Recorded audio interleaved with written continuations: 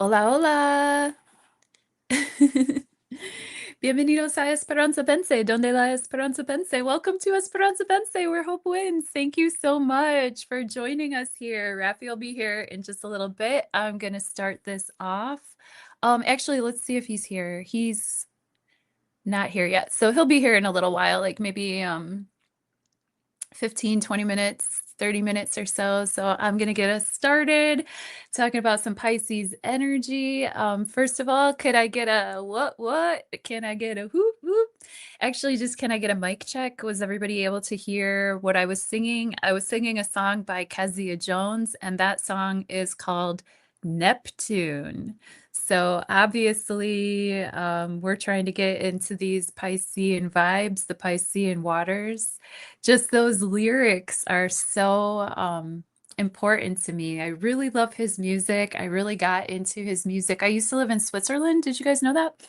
I used to live in Switzerland when I was in my ute. And yeah, Kezia Jones is a Nigerian artist, and he often would play at the Montreux Jazz Festival. So I heard his music on the radio one time when I was in Geneva, and it really struck me. His chord progressions and like the way that he arranges sound and rhythm. It's just, I wonder where Neptune is in his chart. You know what I mean? Okay, sound is good. Thank you, Dead Wolf. Thank you for being here. Let me say hi. Hi, Dead Wolf. Hi, Randy. Hi, Randy. Hi, Sharon. Hi. Oh, hi, other Sharon. Hi, both Sharons. Dead Wolf, Wolfies, TV Dead Wolf. I love you guys. Thank you so much for being here with us. Yay! It always makes me so happy. I should live stream more often just so we can hang. It's just that uh real talk, like I've been feeling so overwhelmed lately, like I just don't feel like I have time anymore. Like I feel like time has accelerated. Does anybody else feel like time is just moving so quickly that it's the next thing I had all the good intentions to live stream for the new moon in Leo solar eclipse. I wanted to do a 10 card Celtic cross reading for us.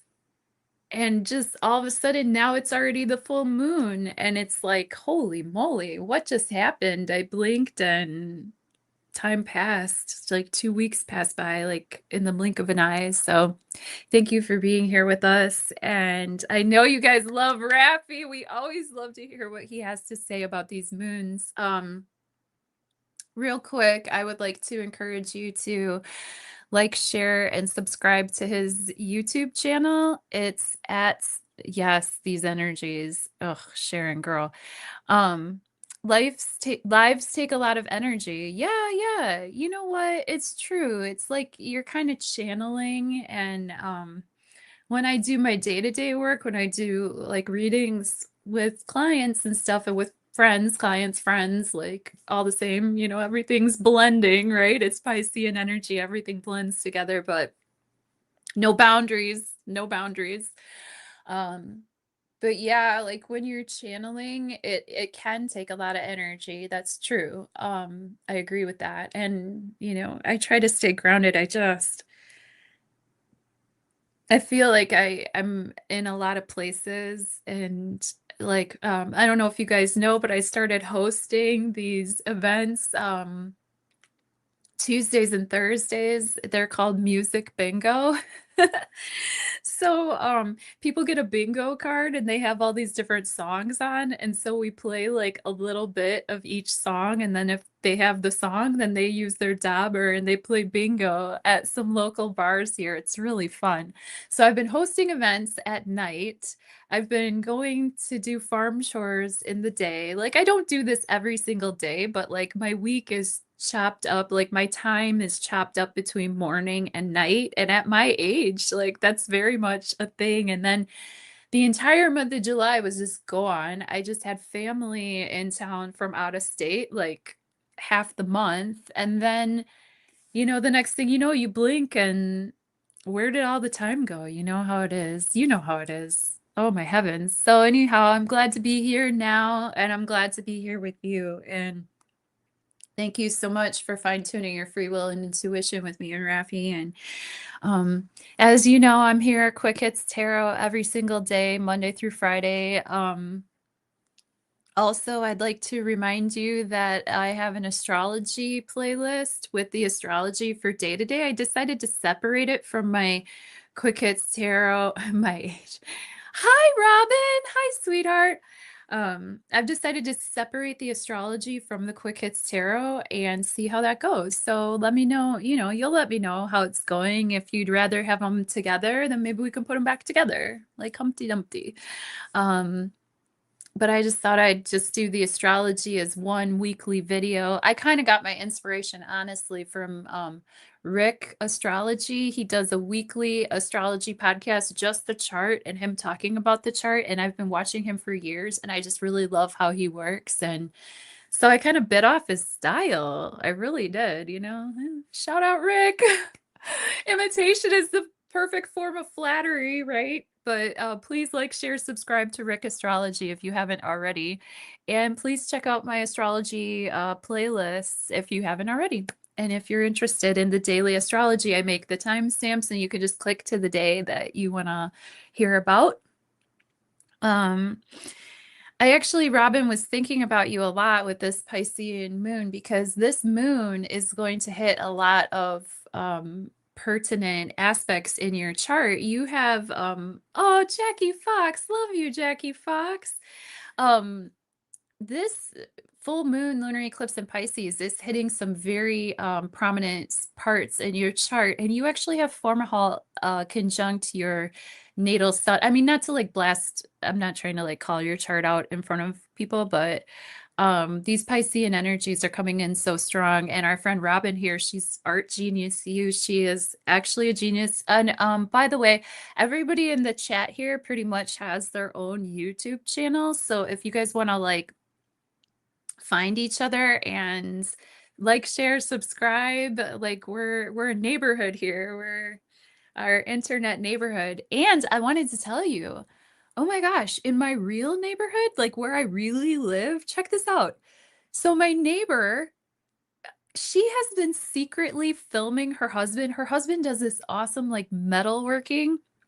He's an artist. I mean, he has like a landscaping and a lighting business, but he's also a metal worker. And I haven't even checked it out yet. Like, they're just my neighbors. Like, we're, hi, their kids come and run through the yard. Like, all the kids call me TT. They know me. They're like, TT, like whatever. Because my niece is a little girl and she runs around with the neighborhood kids. I see my niece almost every day. My sister brings her over almost every day. So, in fact, I was just hanging out with my niece a couple of hours ago, and I have a story about that. But my neighbor has been literally secretly filming her husband doing this awesome like metalworking and stuff, and she put it up on Instagram, and apparently it like went viral. They have like 80 some odd thousand followers or something now.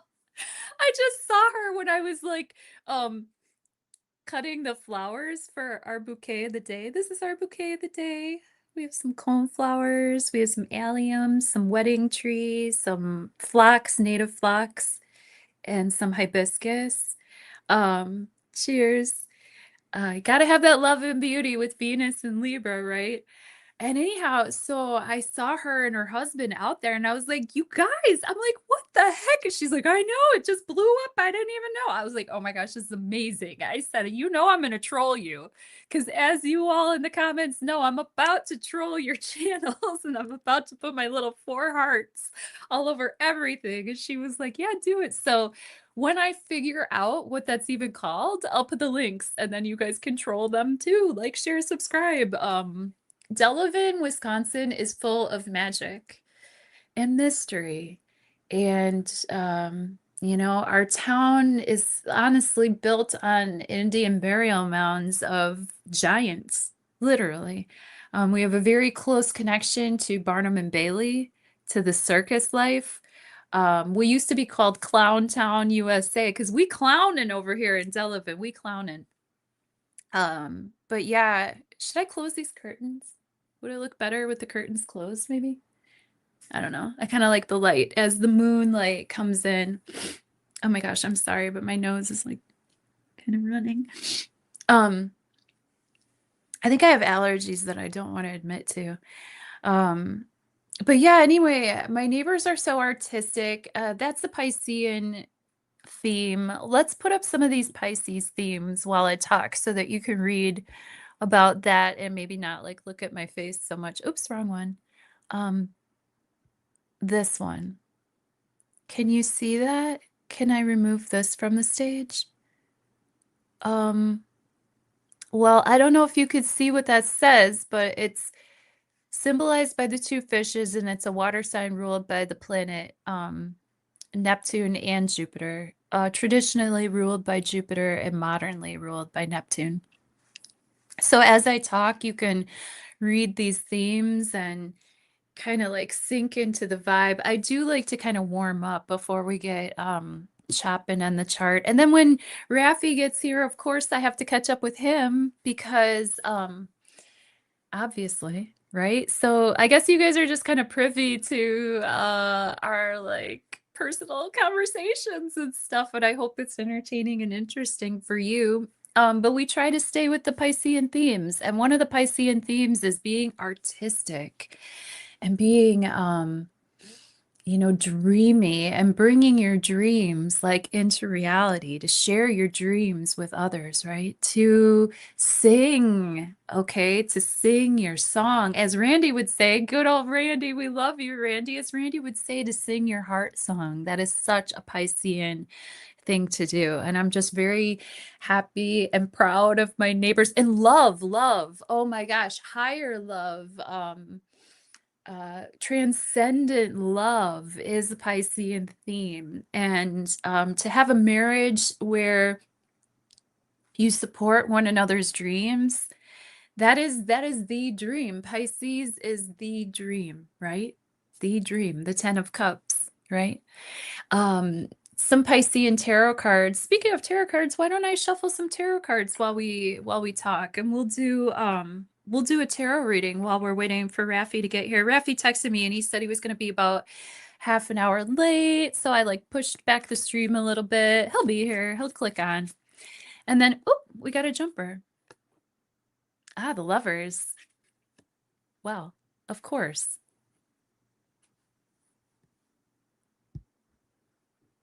The lovers. Yes, now the lovers is actually traditionally a Gemini card, but I was just talking about love and true love and soulmate vibes and feeling that. And actually, you know what? The guy that made the art, I don't know if his butt's that hairy, but he kind of looks like that. And his wife kind of looks like this. So that's what happens with the tarot when we play with the tarot over here on Esperanza Bense Tarot. Often what happens is like what we're talking about, what we're thinking about, what we're dreaming about. The cards just are a mere reflection of our vibe and what we're pulling in at the moment, right? And that's what happens here. Oftentimes, so the lovers are gonna be our friends while we sit here and tune into these vibes of the Piscean moon. So I'll put the themes back up there. Since we already got our jumper, I don't have to shuffle anymore, but I'm still kind of just talking and getting into the groove here. So if you'll indulge me, I am a Gemini and I do like to talk a lot. So these are some of the Piscean themes that we're working with right now. I'd like to tell you a quick story about when my niece came over this afternoon. So, when my niece comes over, I was outside on the patio working on the computer like I often do. As you've seen me film a lot of Quick Hits Tarot readings, I film out on the patio because I like to be outside, and it gets me into the groove, the sunshine and all. And I was out there and I was working on my computer and having a little snack and whatever. Hi, Titi. She came and sat down in a chair next to me and we were just talking and shooting the breeze. And She's such a sweet girl. She's the sweetest girl you've ever met. And I mean, she'll like share her lip gloss with me. Like if I'm gonna film a video and I can't find the right shade of lip gloss, like she'll help me become more beautiful. You know, Venus is exalted in the zodiac sign of Pisces, and you know how children are. Children are just so innocent and beautiful and heartfelt, you know? And I was talking to my sister about this the other day, how like kids are so beautiful. Like when they're little, they're so beautiful and sweet in certain ways. And as they age and get older, they become sweet in other ways. Like when she was little, she just had that little kid sweetness about her. That's just all little kids are like that, you know, pretty much. And um, as she gets older and as she becomes more cognizant of like her place in reality and social structures and stuff, she's become so thoughtful. Like, you know, like she'll be like, Titi, you know, here, this color would look good on you, this color would look good on you. Or she'd be like, oh, Titi, you know, if your belly hurts, why don't you have some ginger ale? Or let me get you something. Or, you know, she's a thoughtful, wonderful person. And I'm very blessed to be a part of, you know, almost her daily life and her in my life all that's, you know, being back in Wisconsin, being in my homeland, being in my hometown, you know. Um, my family is not like me. Okay. Like, I mean, I carry a lineage for sure. My Nana was an astrologer. And, well, she wasn't a professional astrologer, but she was very, hi, Susanna. Thank you. Oh, hi, Maya. Thank you for being here, loves. Mwah, love you. Thank you for being here. We very much appreciate seeing you. Um, but yeah, I carry a lineage of some sort, but nothing that I've ever been really that aware of. So I'm really hoping that my niece is into this kind of stuff and that maybe she'll carry on the tradition, you know, as time rolls along, right? Anyhow, today we were having a conversation on the patio and we're just shooting the breeze, and out of nowhere, she starts talking about Paul Bunyan. Oh, yeah, that's right, because I asked her, I said, we were talking about cryptids, you know, like sometimes I just throw out words just to do like a vocabulary and see if she understands what the word is, you know. And I said, yeah, you know, uh, we were talking about some sort of cryptid. I'm like, what are the kind of cryptids that might be in the park? Like a Bigfoot is a cryptid, you know, and they usually leave sticks and an X. I'm like, so if you're playing in the park and you see a fort and some sticks and an X, it could have been Bigfoot. And I said, well, what other cryptids are around the area here? And she's like, the Beast of Bray Road. And I was like, yep. And I said, what other cryptids are in Wisconsin that we could think of? And she said, the Hodag. I was like, yep, the Hodag. That's up north in Rhinelander.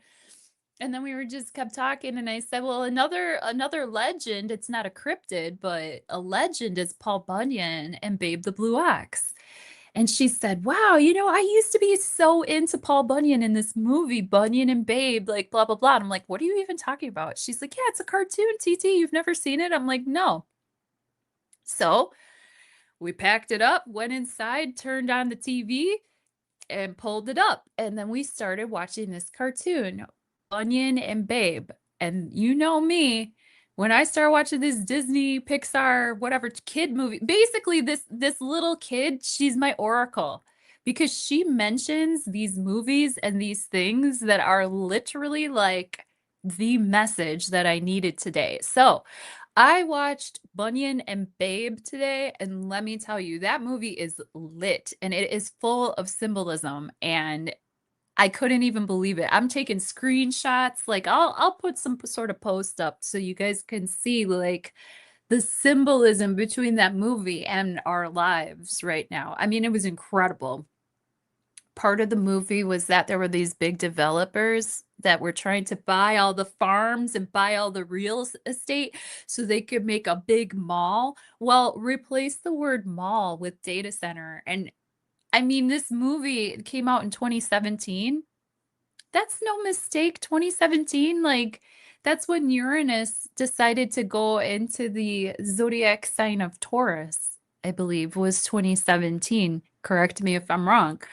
But it was just crazy that like this movie had so much symbolism in it. And actually, in my town tomorrow at Lake Lawn Resort, there is a company, a development company that's developing these huge 765 hertz electrical lines, and they want to run these power lines all through the farms in Wisconsin. And they're trying to gather all the townspeople there, and I'm like, man, they're gonna put some fucking spell on it, or they're gonna put some spell on us, or they're gonna start piping God knows what fragrance through the. Because I've been in Lake Lawn Resort, and they do pipe fragrance throughout all the hallways and stuff, and it's just like I don't. Everything is sus to me. Everything is sus to me. I don't trust anyone or anything. I mean, I love many, trust few, and always paddle your own canoe, and I live by that. Although, we do have to help each other out sometimes. But yeah, she got me watching that movie, and it was so symbolic, and it was such a lovely thing to do for a Piscean moon, because Pisces also rules over like film and theater and the screen, the screen between us and reality, the screens, that the veils that cover us, right? The the wetness, the blackness, the liquidity of the screen too. Like, right? Like you're probably looking at a screen right now, right? Like we're all like looking at a screen right now. We're all like looking into a black mirror right now, right? So it's like similar to reality, but it's still a little bit off. That's a very Piscean vibe, right? Because Neptune, it shows us the ideal. It shows us what we hope for. It shows us what we aspire to, and it shows us like what's heavenly. But at the same time, it's not necessarily clear. Virgo is very granular. Virgo is going to catch every single wrinkle, every single gray hair, every single pimple. Like Virgo is going to see all your nose hairs. Pisces is going to have like that soft lighting.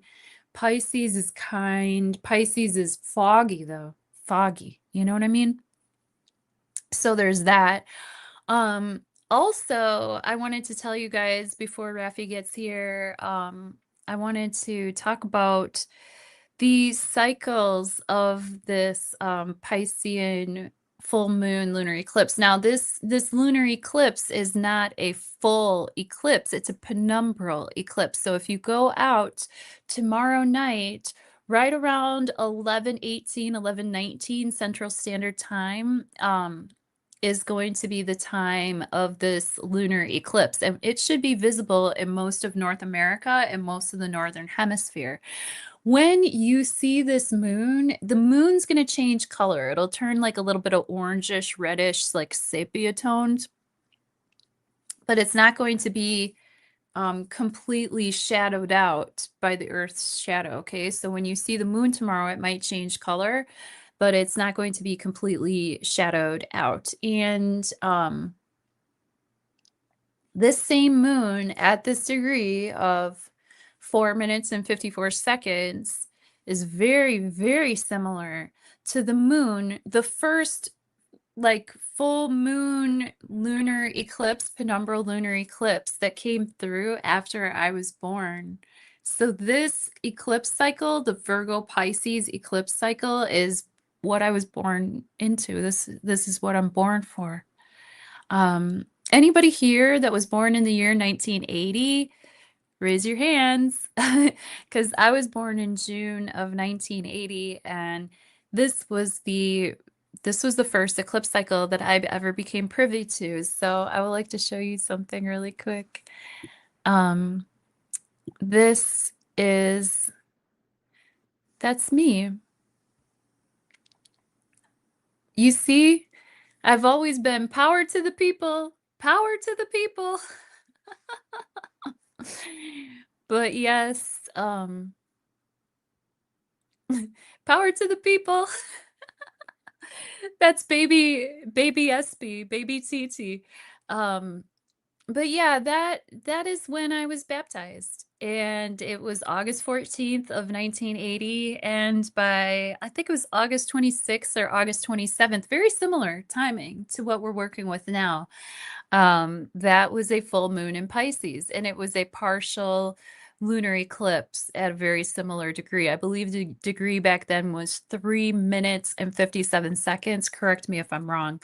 Um, but yeah, I've been reading up on this energy, and this full moon lunar eclipse is quite special to me because it's literally part of my original astrology chart. Like if you look at your natal chart, you want to look at the eclipse that happened before you were born, and then you want to look at the eclipse that happened just after you were born. So what are the eclipse cycles that you were born into? Those eclipse cycles might become very prominent in your life as time keeps spiraling upwards, right? As our friend Ra Castaldo would say at Exploring the Ka with Ra, spiral up, spiral up. Um, but yeah, as time keeps spiraling onward, outward, and upward, which eclipse cycles were you born into? I was born into this eclipse cycle. So as these cycles continue, they become very personal to me. This particular eclipse cycle that we're working with right now began around September 17th of 2024. September 17th of 2024 was the first eclipse in this particular Pisces Virgo cycle that we're going to be closing out in February 20th of 2027. So February 20th of next year, we're going to close out this Pisces Virgo axis with a full moon lunar eclipse in Virgo.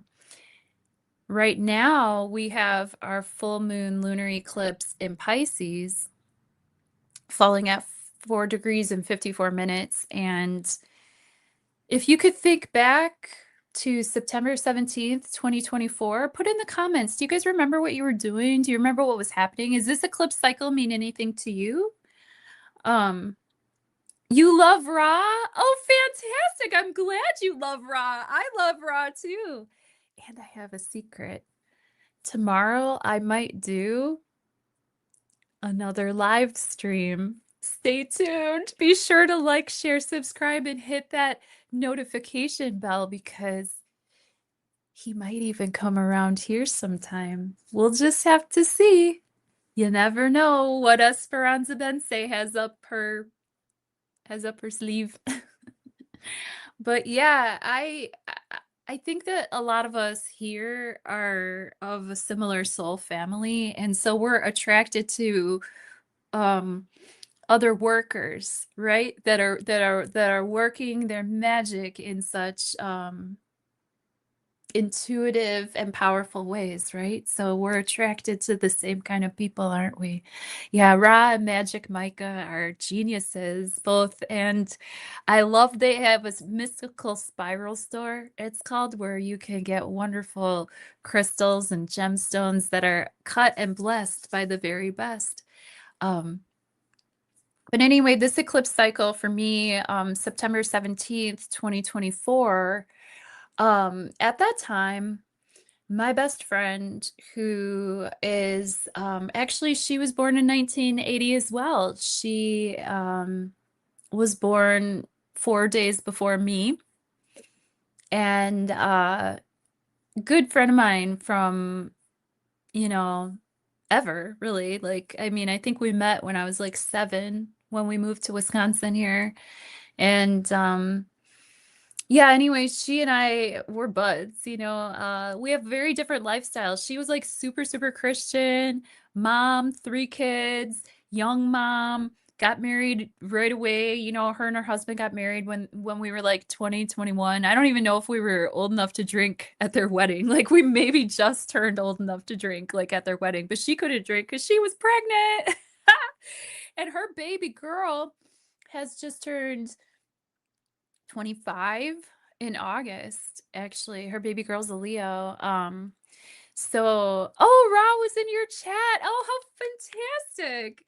Um, yeah, you put out some good shows, Jackie. You are such a powerful intuitive. Oh yeah, Maya loves Ra. I saw Maya in the chat the other day there.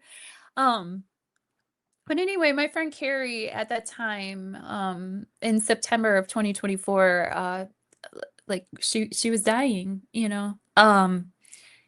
She had had an ongoing health crisis for, you know, like a couple of years. I was with her, you know, like we always she lived about an hour away, but we always made a point to get together at least once a month and go grab coffee or go grab a snack or go grab something to eat. In fact, let me grab my phone just a second. Because I just want to make sure that, like, if Rafi is texting me or something, that I can get a hold of him because I'm just like doing story time right now. So sorry. Um, pause that thought, and I'll continue that thought.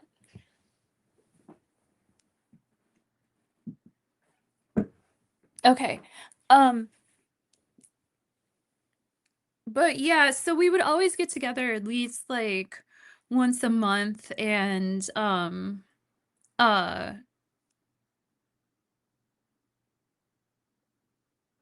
I'm just gonna ask him if the link is working.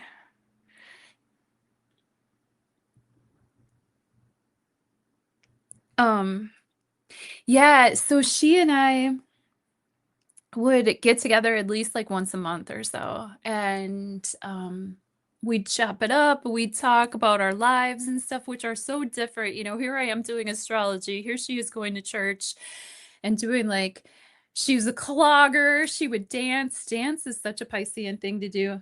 um oh, awesome, he'll be here soon, yay. um yeah, she was a dancer, and dancing feet. That is such a Piscean thing. That's why I showed that picture at the beginning. This is the Piscean, this is exactly Piscean vibes that we're working with right now. Feet, water, you know, Venus is in Libra, beautification process, you know, being luxurious and giving yourself those little luxuries like a bath, you know, that is such a thing to do, you know. But anyway, Carrie, my bestie, you know, I remember being with her. Hi, Armored Sweatpants, a fellow Wisconsinner. Yay. Thanks for being here, friend. And actually, Armored Sweatpants asked me a very important question on one of my videos. I posted a video called Tears Are Prayers. I heard it somewhere because I did. I heard somewhere that tears are prayers. And, you know, in my years, I've managed to do a lot of living, and I've managed to accumulate a lot of joy, but also a lot of trauma in my body, inside and outside my body. And sometimes when I get out in the sun and I'm working in the dirt and I'm working real hard and I'm starting to sweat, the tears just flow. They just flow. And you know, I used to hold it in when I was younger, and now I just don't have the energy to anymore. When I'm safe and when I'm with my homegirl and we're doing our chores, like she knows. She knows my life. She knows what I've seen. And you know, not everybody know, and that's another Piscean thing. Pisces, 12th house. That's the things that happen between you and God. Those are the things that you hold to yourself, right? Those are the things that you hold in your spirit and in your aura that everybody doesn't necessarily know or need to know about you. Everybody doesn't need to know everything. But I remember being with Carrie when we were hanging out getting some food, and something was happening with her digestion, Virgo, with her digestion, and she was becoming very blocked, very blocked. And as it turns out, you know, me, I drink my beer, I drink my wine, I have my good time, you know, and she's the one that died of the liver cancer. And September 17th is one of our best friends from childhood's birthday. In fact, I have three very important people in my life, all with that same birthday. By September 24th, I was hanging out with him at Carrie's funeral, and Carrie's funeral happened to be on the day of her brother's birthday, who's also a friend of mine. So Piscean energy can have to do with Requiem. And actually the Requiem, um, I believe it's an asteroid that is also linked to this full moon lunar eclipse. It is making aspects. And like I mentioned to Robin earlier, Formahalt is conjunct this moon in Pisces. So all of these kind of themes are swirling about for me. And to answer Armored Sweatpants' question, he was on my video that said tears are prayers, and he said, "Oh, my friend, such a sweet person." He does katana swords, and he's a metalhead, and he plays bass and does all these awesome videos. So you should check out his channel for sure. But he asked me on the video, he said, "Why are you crying, friend? If those are your tears, there must be something wrong." And everything is wrong and nothing's wrong. I have an ascendant. I'm born with a Cancerian ascendant. I'm very close to my emotions, but sometimes I put on my crab shell and I'm just like hard on the outside so people can't see me cry. But when I'm feeling safe and when I'm with my homegirl and when we're doing chores and when my beads of sweat are basically just masking the tears anyway. When I was out at the farm, she and I both work at a farm and then we both work at her garden together too.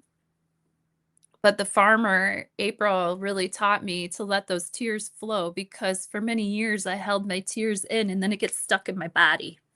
So I don't know if that helps anybody to have me be the example. You know, I'm just the fool card in the tarot. I'm just bumbling around and like I'm just a fool on my journey, but if anything I say like resonates or is helpful, I just hope that what I'm saying is like helpful and I hope that what I'm saying like encourages people that if you're out there and you're sweating and like you're working so hard and you're just really trying to like protect your land and protect your way of life and protect this earth and protect her right to be who she is, to protect our mother, our earth mother.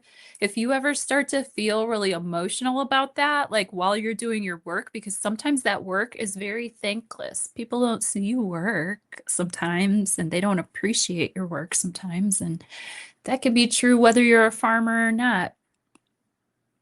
But sometimes when I'm so close to the land and my spirit is so connected to this land, I get emotional.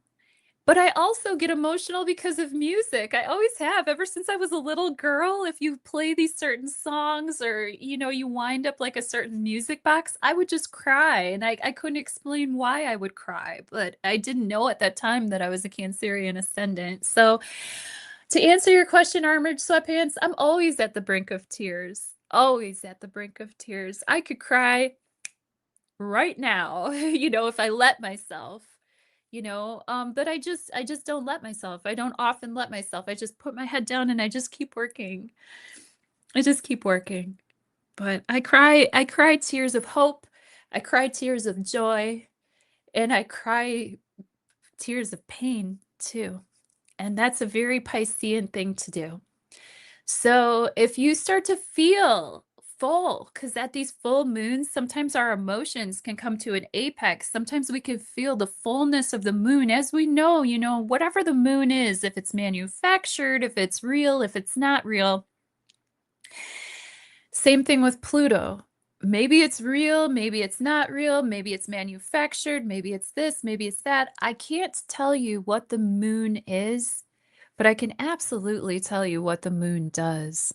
Okay? And I can't tell you what Pluto is, but I can tell you what Pluto does. Neptune as well. And so right now, especially during eclipse times when eclipse energy is more, hi Callie, hi sweetheart. Oh, Susanna, you cry too? You cry some days. Yes. Yes. This is so Piscean. This is so Piscean, you know? Um, yes. I heard that like the tears going down the back of your throat, yes, that it's actually pain relief, and so due to my experiences in life, I've collected physical trauma, physical as we all have, right? But because I was such a tough guy, since I had such my tough Cancerian shell for so long, I just didn't cry. And now that I'm older, I have all these tears that have been built up all that time, right? So sometimes when I'm just working in the garden, I'll just start to cry because life is so beautiful. Life is so short. And gosh golly, sometimes if you feel things so fully, it's too much. It's too much. I can't take it. I get verklempt. I get verklempt. I can neither I am neither a Pisces nor am I a Virgo, but I get verklempt. Um, but yeah. Oh, honey, did you? Yeah. Yeah, that's true. Yeah. Release what no longer serves you. Yep. But yeah, those are all of the themes that are swirling in my life, as well as, us drunken Wisconsin farmers trying to coalesce our energies and push away these data center tech bros that would destroy our planet. That's a real thing. And Piscean energy is a closeout energy. It's a completion of a cycle. It is the 12th sign of the zodiac. So we start with Aries in the spring, the baby, right? Aries, the baby of the zodiac. And so, we start with the baby.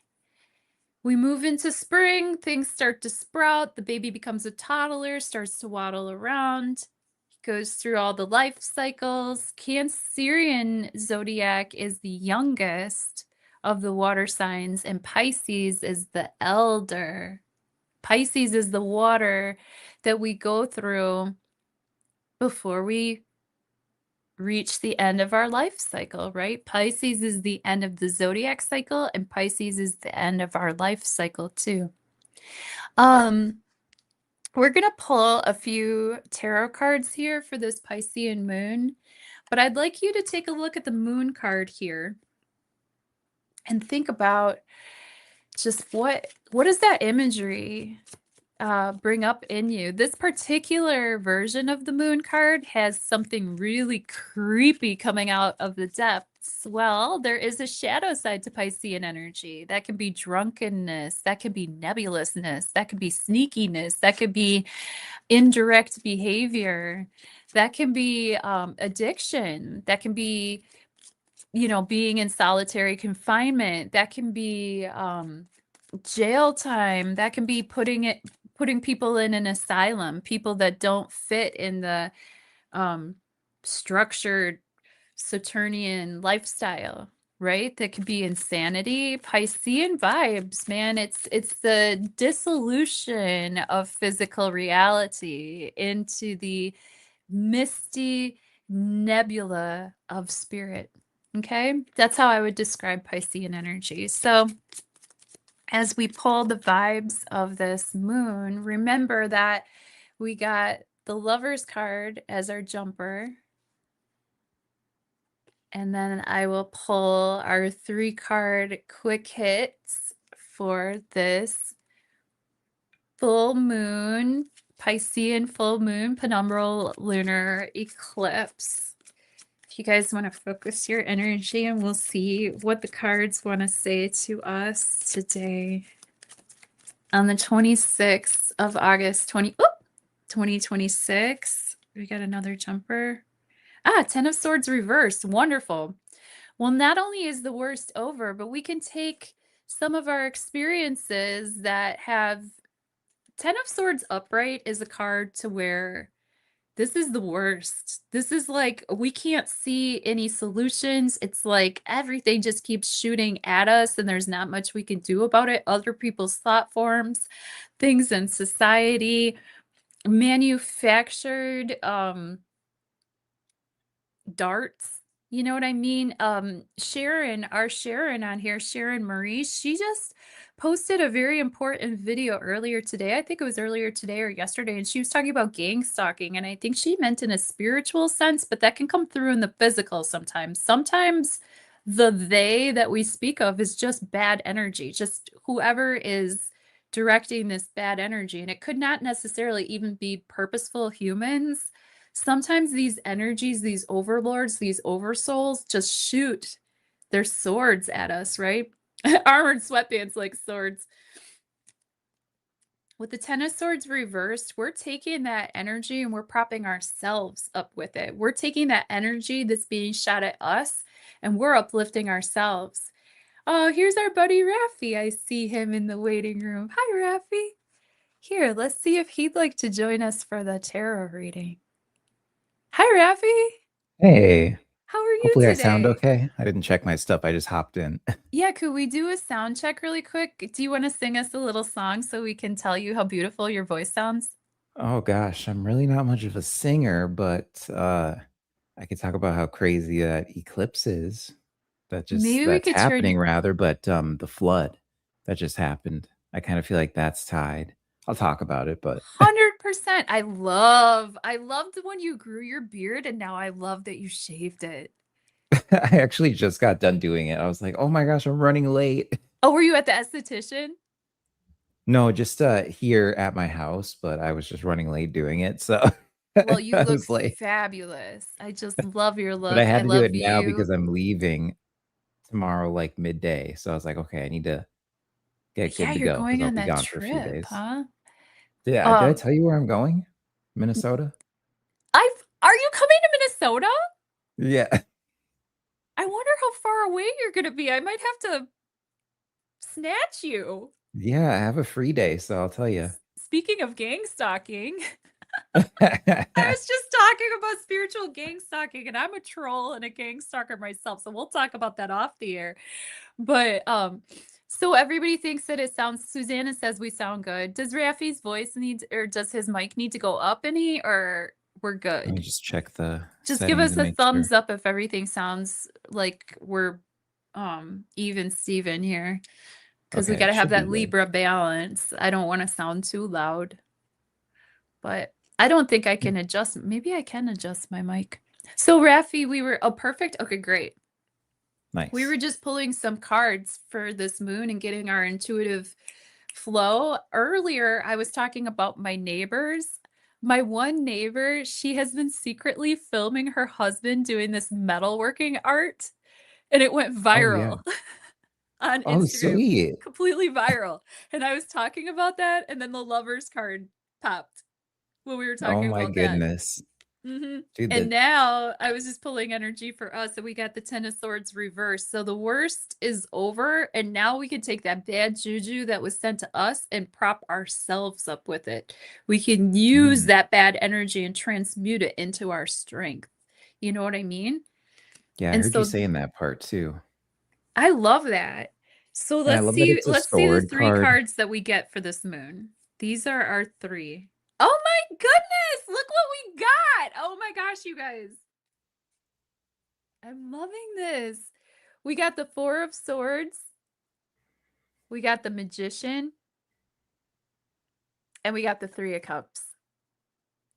So I Oh, think what the beautiful. cards are saying right now with the Four of Swords, after that Ten of Swords reverse, now we can just relax, take a beat. Piscean energy is about relaxation, vacation, rest, eternal rest, even.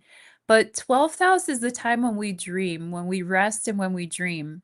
And I need to talk to you about some dreams too, Raffi, as we catch up here. The Magician. This is us staying in the infinite flow.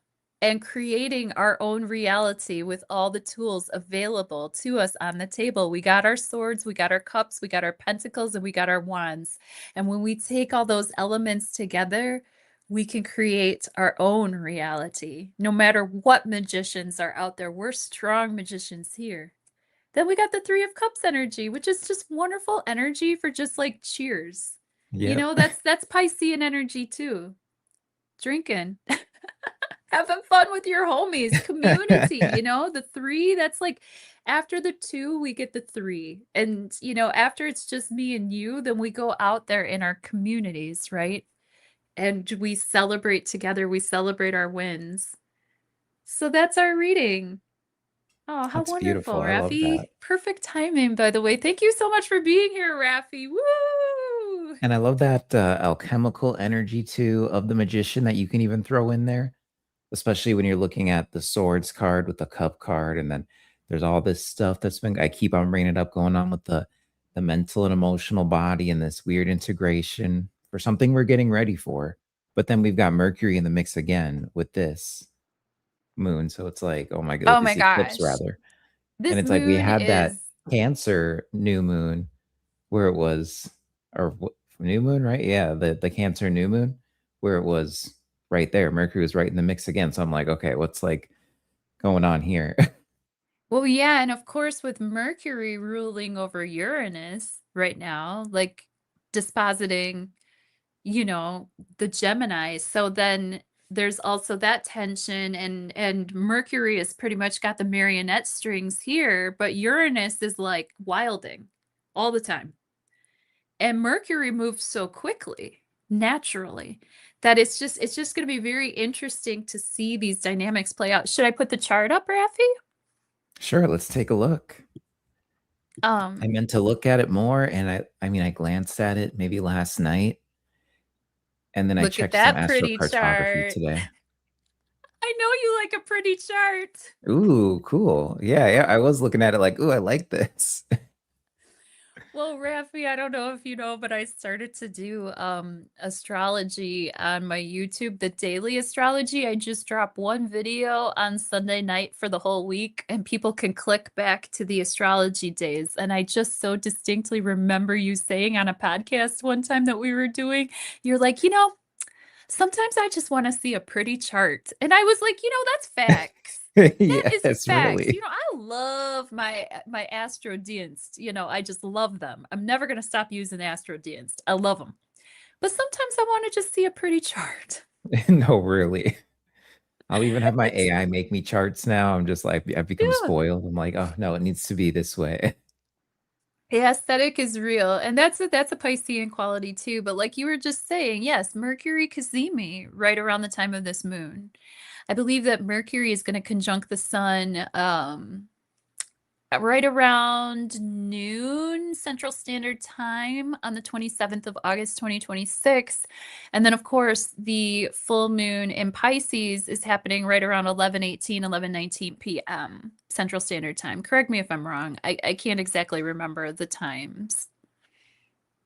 No, for where you're at, it would be, yeah, that'd be the time, Okay. I can look it roughly, up. at least. I know, because I know for Washington, D.C., it's like just a little bit past midnight. Mm-hmm. So yeah, so that should be right for you. And the Mercury Sun conjunction, if I remember, which I don't remember. Oh, I thought I had it here somewhere. Oh, I guess I don't. I don't know where it is. I don't know. It's in my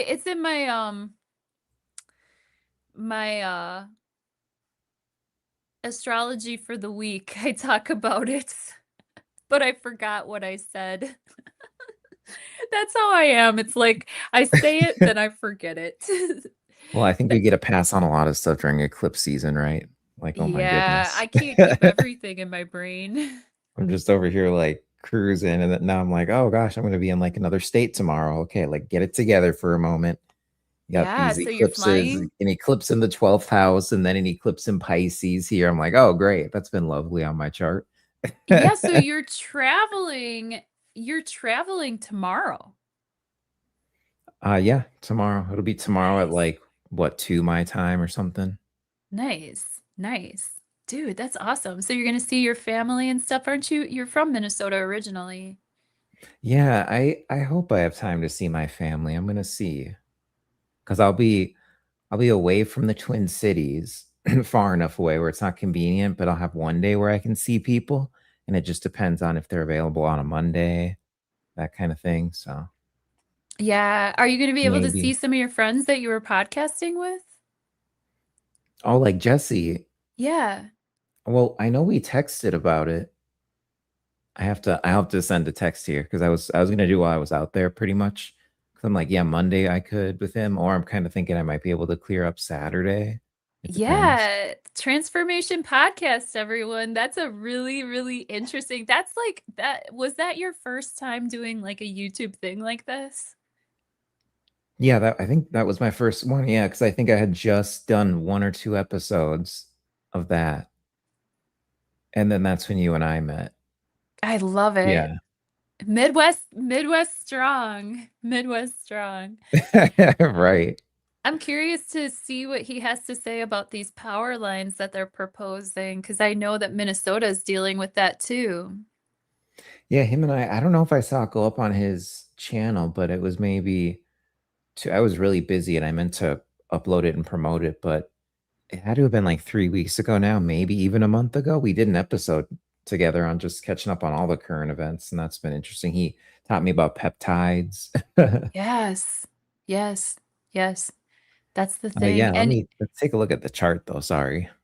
oh no, Okay, sorry. I we didn't mean free to just balling get. over here at I always Esperanza Bench. apologize for that, and that's like what we're all about is the small No, talk, we right? free balling. And to be honest with you, like actually if you want to get us started on this chart and like what you see, I need to step away for just a moment and come right back because I got to grab Okay. something. So, do you mind if I step out for like just a couple 2 minutes or so Oh and I'll yeah, be right we'll back? just talk about it here. Okay, let me take myself away. If I can figure out how to do that. Esperanza, get out of here. Okay, bye. See you in a little bit. All right, bye. All right. I seem to have something in my throat here. I can't. I should be good now. No, well, the first thing that we were talking about, it really is the Mercury Cazimi going into whether you want to call it the conjunction, all that it'll be combust. So you've got that, but it really to me ties back to this energy that we had with that Cancer new moon, and so you have to think, what did I have going on during the Cancer new moon? That's really a big one right there.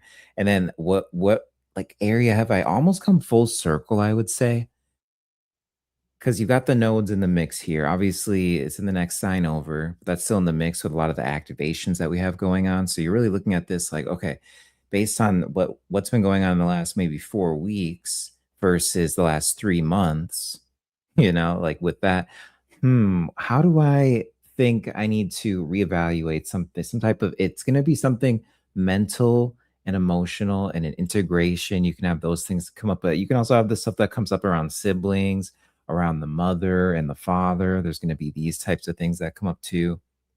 Of course, it's all going to really depend on your chart. I almost wonder with this though if there's a chance we see a discharge of energy because I've been really watching Mercury. I wish I had some time to actually look at the Sabian symbols right now because it just moved to a new one Oh. for Uranus here. I think I said Mercury, I meant Uranus, but I've been tracking Uranus here. And I think it's discharging. So even I have to look deeper at it, but even with this earthquake slash tsunami or whatever, it was like a flood, Mm-hmm. something broke and it went to the next thing and the next thing. I've only kind of been looking at it a little bit and mostly just the videos, which have been insane. I was looking at a lot of the videos today, not Yeah, really tell reading me about more how it about this flood. happened. Like, I didn't even, I'm sorry for being so ignorant, but like, I don't even know what you're talking about. Oh yeah, no, it's okay. It's literally I think it'll probably hit for the news cycle. It's probably hitting right now, and then you'll hear more people talking about it tomorrow if they do. But it's been on the Twitter news cycle, just going around like crazy. And yeah, the videos have been insane. But people in it's like Okay. Nepal, China border, that area, they've been there, or they were there. They were all taking recordings, just going about their day. But then, yeah, this something broke and that caused the dam to break, and it just caused a chain reaction. An avalanche caused the dam to break or something like that. Oh Caused a no. chain reaction. All the water just swept into the valley where they had lots of people living and stuff. And Oh, it was a oh very God. vertically built type of situation. So it just got Oh, wider. It was almost like they were built into a trench and it just got wider and wider at the sides. And oh then it would level heavens. off and then get and the water just filled it and it swept homes away like big homes and big Mm, units. Crazy stuff. I guess it's 1,000 people missing right now. Um, I heard, but I didn't actually see this for myself, but I heard someone I was listening to streaming. They were saying it was up to like a couple thousand to 2,000 missing. So you oh could maybe guess about a gosh. thousand died. Oh no. These are just guesses on my part, but you know, Mm. just a Man. tragedy for sure. So for the Oh yeah, Sabians, but I meant to say when I was looking at the astrocartography for it, there's this connection to Pluto it's got going on. It was not like a degree away in orb of the Pluto Imam Coeli line. So mm, definitely kind of a darker placement there. Obviously a Plutonian event. And I think even a couple months back we were talking about the earthquake part of Pluto yeah, that comes up too. And then Pluto and yeah, Aquarius just on top of it, just the nature of that. So yeah, like maybe yeah. we saw a slight discharge, but I'm like, I just feel like there's this energy being held right now and it's just getting ready to go somewhere. I've been saying this for a few weeks now. So Mm, that's what I find to be interesting about Uranus on the ascendant with this, but there's already a mercurial aspect. And of course, I brought that up too, but it mm-hmm. really looks like time to get moving, but not too fast, you could say, with what we got. Because we've got the Saturn retrograde and Neptune retrograde. They're kind of linked together until Saturn moves into Taurus. They really are. So it's like, Yeah. especially with them being retrograde together, it's like, okay, now you can probably dream bigger. And here's where you're maybe being a little bit delusional. And maybe you've made these like all these things are coming together now. And then Mm, through that and through these activations, especially the stuff that Jupiter's got going on right now as the sun moves in Taurus, gets away from all that. You yeah. know, all of this stuff is getting ready to allow you to have really an activation in how you go about just these changes you've made. I'm trying to make this broad for everyone, but the changes you've made this year. There's of course that for most people, either that big change or that big step that you took earlier in the year, and then lately kind of seeing how it's blossomed into something or how you can work with it, how malleable it is. The big step, meaning the Saturn Neptune conjunction in Aries at 0 degrees, February 20th, 2026. Yeah. But yeah, like and That was like I the think seeding. That was the seeding point. yeah, and of course, because it's gonna hit everyone's chart differently, of course. So, but that's like the differences I've seen with clients and everything is they had the ball rolling on something, and there was a big step or move they made on that thing around that time, or they just made a big, huge new step, new start on something, new move, all these kind of different things. But there's a major pivotal moment like around that time, within like 3 weeks of that time. There's like a Mm, pivotal thing that kind of happens. I've been noticing, but no, yeah. there's this kind it's going back to that time and it's kind of looking at how far you've come, giving yourself some grace, especially now that the South Node is out of Virgo, out of that critical area right there. Yeah. So give yourself a little bit of grace. It's in Leo now. And then, okay, this is like where I kind of messed up a little bit. I can do it better here, here, and here. And like this is where I maybe doubted myself, where I wasn't confident in myself, because all that Leo energy is coming in the mix right now and unlocking for the next year, year and a half, really. Yeah. So you've got that in the mix, but yeah, it is tying back in that way. But then there's even a bigger tie back to when you're looking at the last Pisces eclipses we had. There's this like tie into 2024 and to 2023 right there too. I was asking people in the comments if they remember back in September 2024, this particular eclipse cycle began on the 17th of September 2024 um, with a Pisces full moon, lunar eclipse. Do you remember what was happening for you at that time, or is this eclipse cycle in any way pertinent to you personally, Raffi? Or meh? I started thinking about that a couple of days ago, and I'm just remembering at that time I was finally I think I was finally becoming comfortable with my body after how much weight I had gained in years prior, especially pandemic and all that stuff. Mhm. So there was that. I think I was finally feeling free from substances like weed and alcohol, and just using those to Wow. soothe. I was finally feeling free from that. Now I've come to this weird place where I can use those again, and it's not an issue. So that's been an interesting thing too, but So or a tie back Piscean. of it. I'm trying to think of what else. And There was like Virgo with the another health thing. aspect. Yeah, yeah. My health was finally back on track. And I guess that's so funny you bring that one up too, because I was donating plasma and I noticed and I've been weaning off of my blood pressure medicine, but I'm like, oh, I think I can just totally get off of it now because my blood pressure was like 100 over 60, like it was a little bit low. So I was just like, oh, like, okay, like I think we're good now. So Yeah, that's now been that cool. the But South that's Node is moving out of Virgo and into Leo, Leo is so like it's fire, it's heart, it's healthy, it's vibrant, it's athletic, it's playful, you know. So yeah, we'll have to see. We'll have to see how it goes. Yeah, I yeah, was and just then curious because I was asking if this eclipse cycle, this is actually the eclipse cycle that I was born into. oh, okay, cool. Yeah, I was talking about it before before you got here. I just kept talking about myself. Oh my God. Yeah, and I'm so sorry for making you wait. Oh my God. No, I was no, like, no, I'm no, gonna no, make it. no. We love you whenever you can get here. We love you however you can get here, and we love you. We love you. Everybody loves you, Raffi, so Oh much, my and gosh. and Well, I love the I'm so chat so grateful. much. Oh my, it goes without saying how much I love the chat. Yeah, yeah, yeah, we Oh, and do. I just kind of glanced at the chat here. I see California Contrarian, Mm-hmm.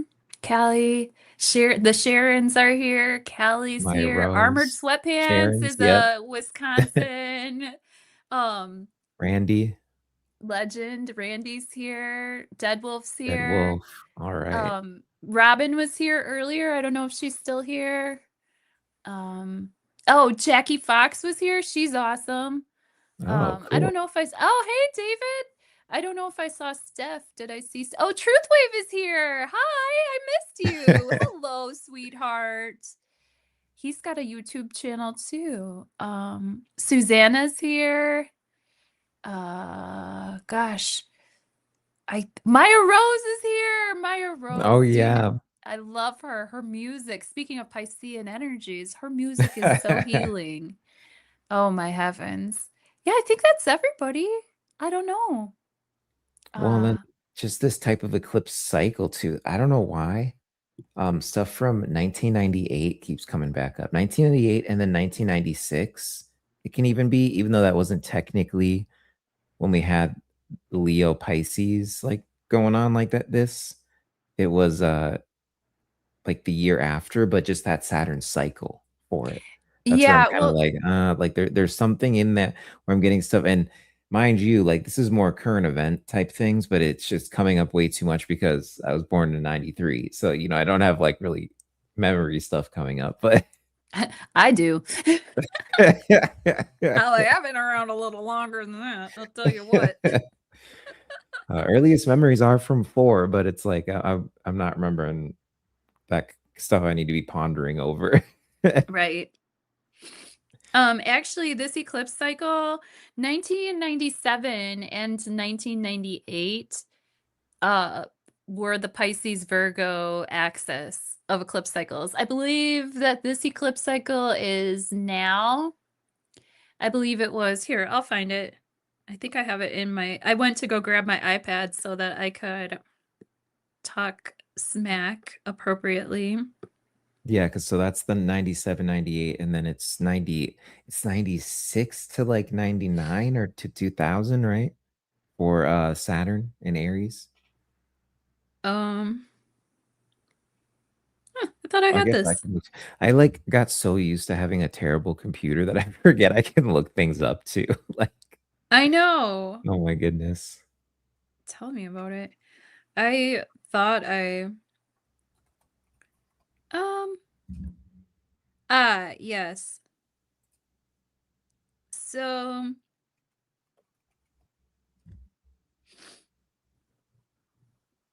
we had 96 to 99.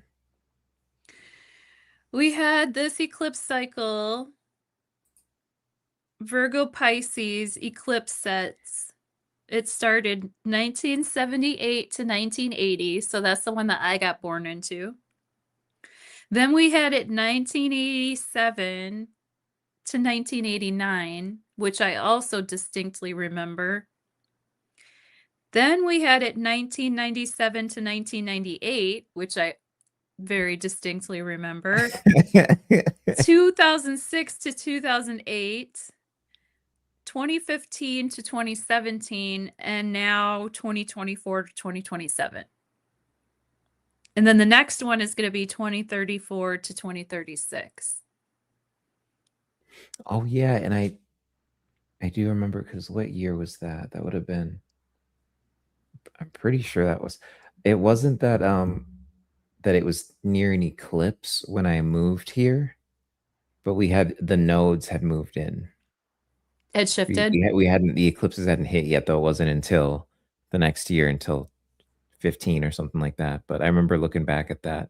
And then I saw your chart again too, because I only had it saved on my Mac, but I don't use it anymore. So I decided to sell it. So I moved it over. This was like a couple weeks ago. But now Mm-hmm. I'm remembering like, oh, I did see that you were born under this eclipse cycle. Yeah. Yeah. That's crazy, right? Like I Yeah. kind of forgot. And then as I was looking at this moon and I'm like, wait a minute. I'm like, this all sounds kind of familiar. And then I looked at my own chart. I'm so busy looking at everybody else's chart. I don't even look. I mean, people would think that astrologers, well, maybe it's just me, but like I don't look in the mirror a lot. Just I'm just one of those people. I just don't look in the mirror a lot. I just hope for the best. I hope Yeah. that whatever I'm doing, but I don't do a lot of self-reflection, unfortunately. Dude, that's such a 12th houser thing though, because that's how I've been with these 12th house transits. It's like I have not been looking in the mirror. I'm like, nope, we're just you know what you got, Rafa. You don't make it worse today. Don't make it worse.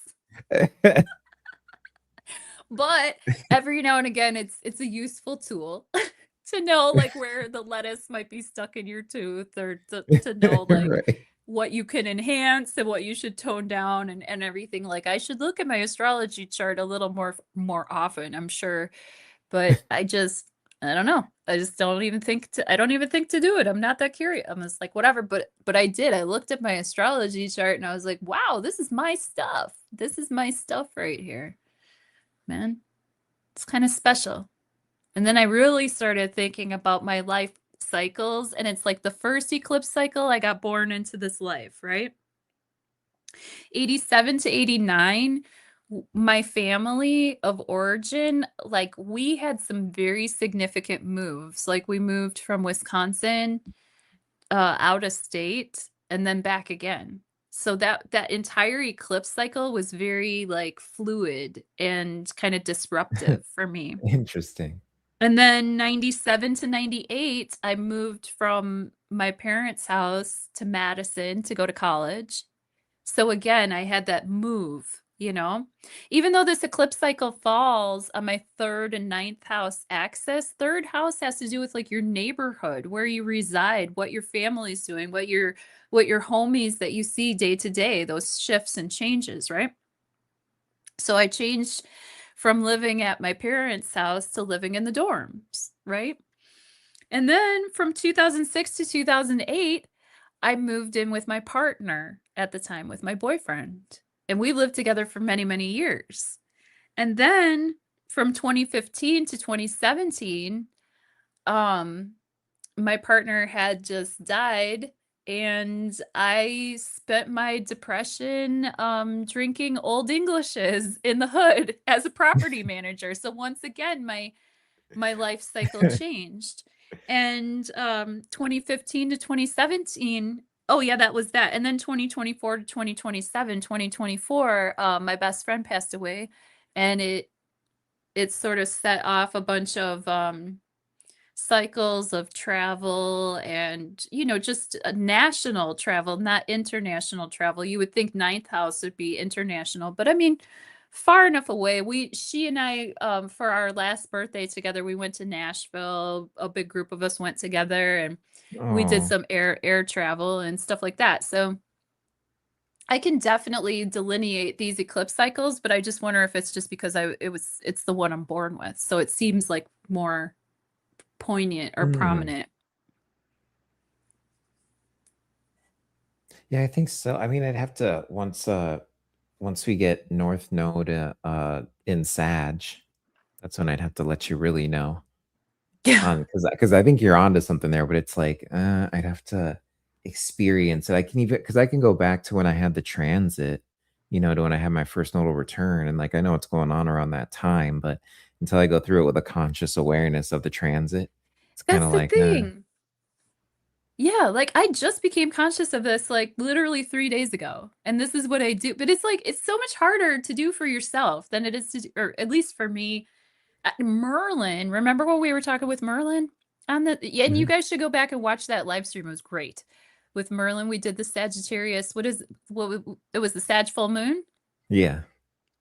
And Merlin was like, "Oh, well, astrologers, like we know our own charts, like it up, down, and sideways." And I'm like, We meaning you, like I remember my clients' charts. I remember if I've read your chart, I probably remember where your prominent placements are for the most part. Like I understand where you're coming from, but like for myself, I remember exactly where my planets are and what degrees, but I just don't think about myself. I guess I should. I guess I should. I got North Node It's a in 12th house Leo. thing. I got to become a little more self-centered. No, maybe it could really be a 12th houser thing because my other 12th houser friends like that too. So I'm like, Yeah. oh, and is an astrologer. Yeah. Yeah. Yeah. And it's like you can see what everybody else needs to do. And then when it comes to yourself, when he says 12th houser, what he means is that my sun is in the 12th house. I have Venus retrograde in the 12th house. I just have a strong 12th house placements in my natal astrology chart. And what he means by that is that like when it comes to 12th housers, I find, as in my own experience, anyways, is just my blind spots. I have so many blind spots when it comes to myself, and yet I am so deeply attuned to other folks. I guess that's why we need each other. Yeah, really though. Some are more needy than others. Oh my God. Raffi, you're over there, You're Mr. like, Saturn. He's like a Saturnian structure over here. He's like, I don't need anybody. I don't need shit. I got boundaries. I'm Don't even like, talk bro, about it. talking to someone with some Leo and Aquarian placements. Okay. I'm He's like, not oh playing. gosh. He'll cut it off. Oh He my don't goodness. care. He's good. He don't need you. He don't need you. He might like you, but he don't need you. Good to see you, Merlin. He says moon looks great tonight. Merlin, I gotta hi. see if Oh, I the can see it moon. yet. Oh my heavens. Yes, the Oh yeah, moon. he's ahead of us, so you can probably see it by now. I was gonna say, I'm like, can I see it yet? I think it's just rising, but the trees around my house are so Yeah, because tall you're an that hour like I away. can't. I honestly I have to walk up the street and go down like more towards there's like a little park at the end of the street and I have to go like all the way over there to see the moon because until like the middle of the night I can't even see the moon because the trees are so tall around. Now I know where to snatch you. Yeah. Look for You the tall cheer. trees, I'll be there. Oh my goodness. Oh my I'm trying to heavens. oh yeah, I was honing in on that Venus a little bit Yeah, and let's talk just about Venus because she's in such a strong, she's in her strength. and it's just so needed too. Not just after because you can always say that when it goes into Libra, like it's so needed after it was in Virgo. So it's like kind of always true. But I think the thing is with everything that's been going on with Jupiter, the other benefic, with everything that's been going on there and how it's ready to just it's the thing I keep saying, it's the cup that's ready to be filled now that it's in the new sign. It's been recharged, refreshed, like killed, I guess you could say, and reborn. But that whole phoenix type of energy, ready to be filled back up with the south node fresh in there too, so you can do some creative things for this next year and a half with all that. But with Venus being there in the position it's been in, as it's all of this has started too, it's just the foundation that it's laid, just being in such a place of strength, the partnerships and alliances we can forge. And that's like what I'm looking at now is in terms of, you could say, predictions I called that weren't right, or like halfway right, or whatever like that. It was all about the expediency of which all this stuff is happening. But with it being in Libra there, it speaks to me about like partnerships being forged. And I would even think back to, it would have been like March into April, and what partnerships you forged back then that are coming back around now. And not even just because of the position of the moon and the moon cycles of the 6 months and everything like that. But I would just say that was a time I was talking about with the Sabian symbols and with Uranus specifically, that this would be a time where you can forge. And we just got this Uranian backdrop going on, but that could be a time that you can forge a lot of new partnerships that are going to become relevant next year. So like February into March of this coming up year of 2027 here. So no, with that, I think that you're seeing like which of those alliances can work, which ones you want to cut off and everything, but then really where they have the strength to grow in a positive way with something going on in the world. And like I was kind of on the edge of my seat for that 4th of July conjunction. And so I'll double back to what I've said before of like, there is some type of charge that's freaking a lot of us astrologers out that's just being held right now. So Yeah. that's kind of Yeah. what I wonder, is how it gets discharged. But I feel like it goes into this place of making an opening for a lot of us. Like things are just feeling very stagnant right now. And there's this energy of that whole Saturn and Neptune there, of being able to bring our dreams into this reality in our own personal lives this year in so many deep ways. But then you're just not quite seeing it caught up in the collective. So it's like, where is this? We talked about this whole idea of the rubber band snapping back into place, but Yeah. it's like, how is it going to snap back into place and fall into place, which ultimately should be good for us, gives us an opening, but it still is that Uranian chaotic energy that we're talking about right there in Gemini. Yeah. And with this fullness of the moon, like you said, illuminating, because obviously Venus is exalted in Pisces, okay? And then the moon is really disposited by that kind of Jupiterian vibe that you were just speaking about, the Neptunian and the Jupiterian vibe. So the moon is like active if you want to take the Neptune and Aries, an active dreamer, right? Mhm. Like they say that there's just a few people on Earth that are the actual active dreamers. And I think that that's coming through clean and clear here. But with the partnerships and Venus aspect, we have this moon falling tomorrow night, right? Late at night, maybe early on Friday morning for some folks. And then Friday during the day, the moon is going to be void, of course, in Pisces for most of the day, and then flowing into the weekend into Saturday. By the time we hit Monday, I believe, Rafi, Venus is already going to be in her pre-retrograde shadow period. So the time of this actual moon and then moving into the weekend, that is a really great time to just sort of sit with it, integrate the energy of this moon, and to do the beautiful things with the partnerships. Which Mhm. partnerships have reached their graduation period, their fullness? Which partnerships are we going to take with us into this next cycle? And especially that is something to look at, because as Venus retrogrades back over these points, you're right. Like, what were we doing in March, April?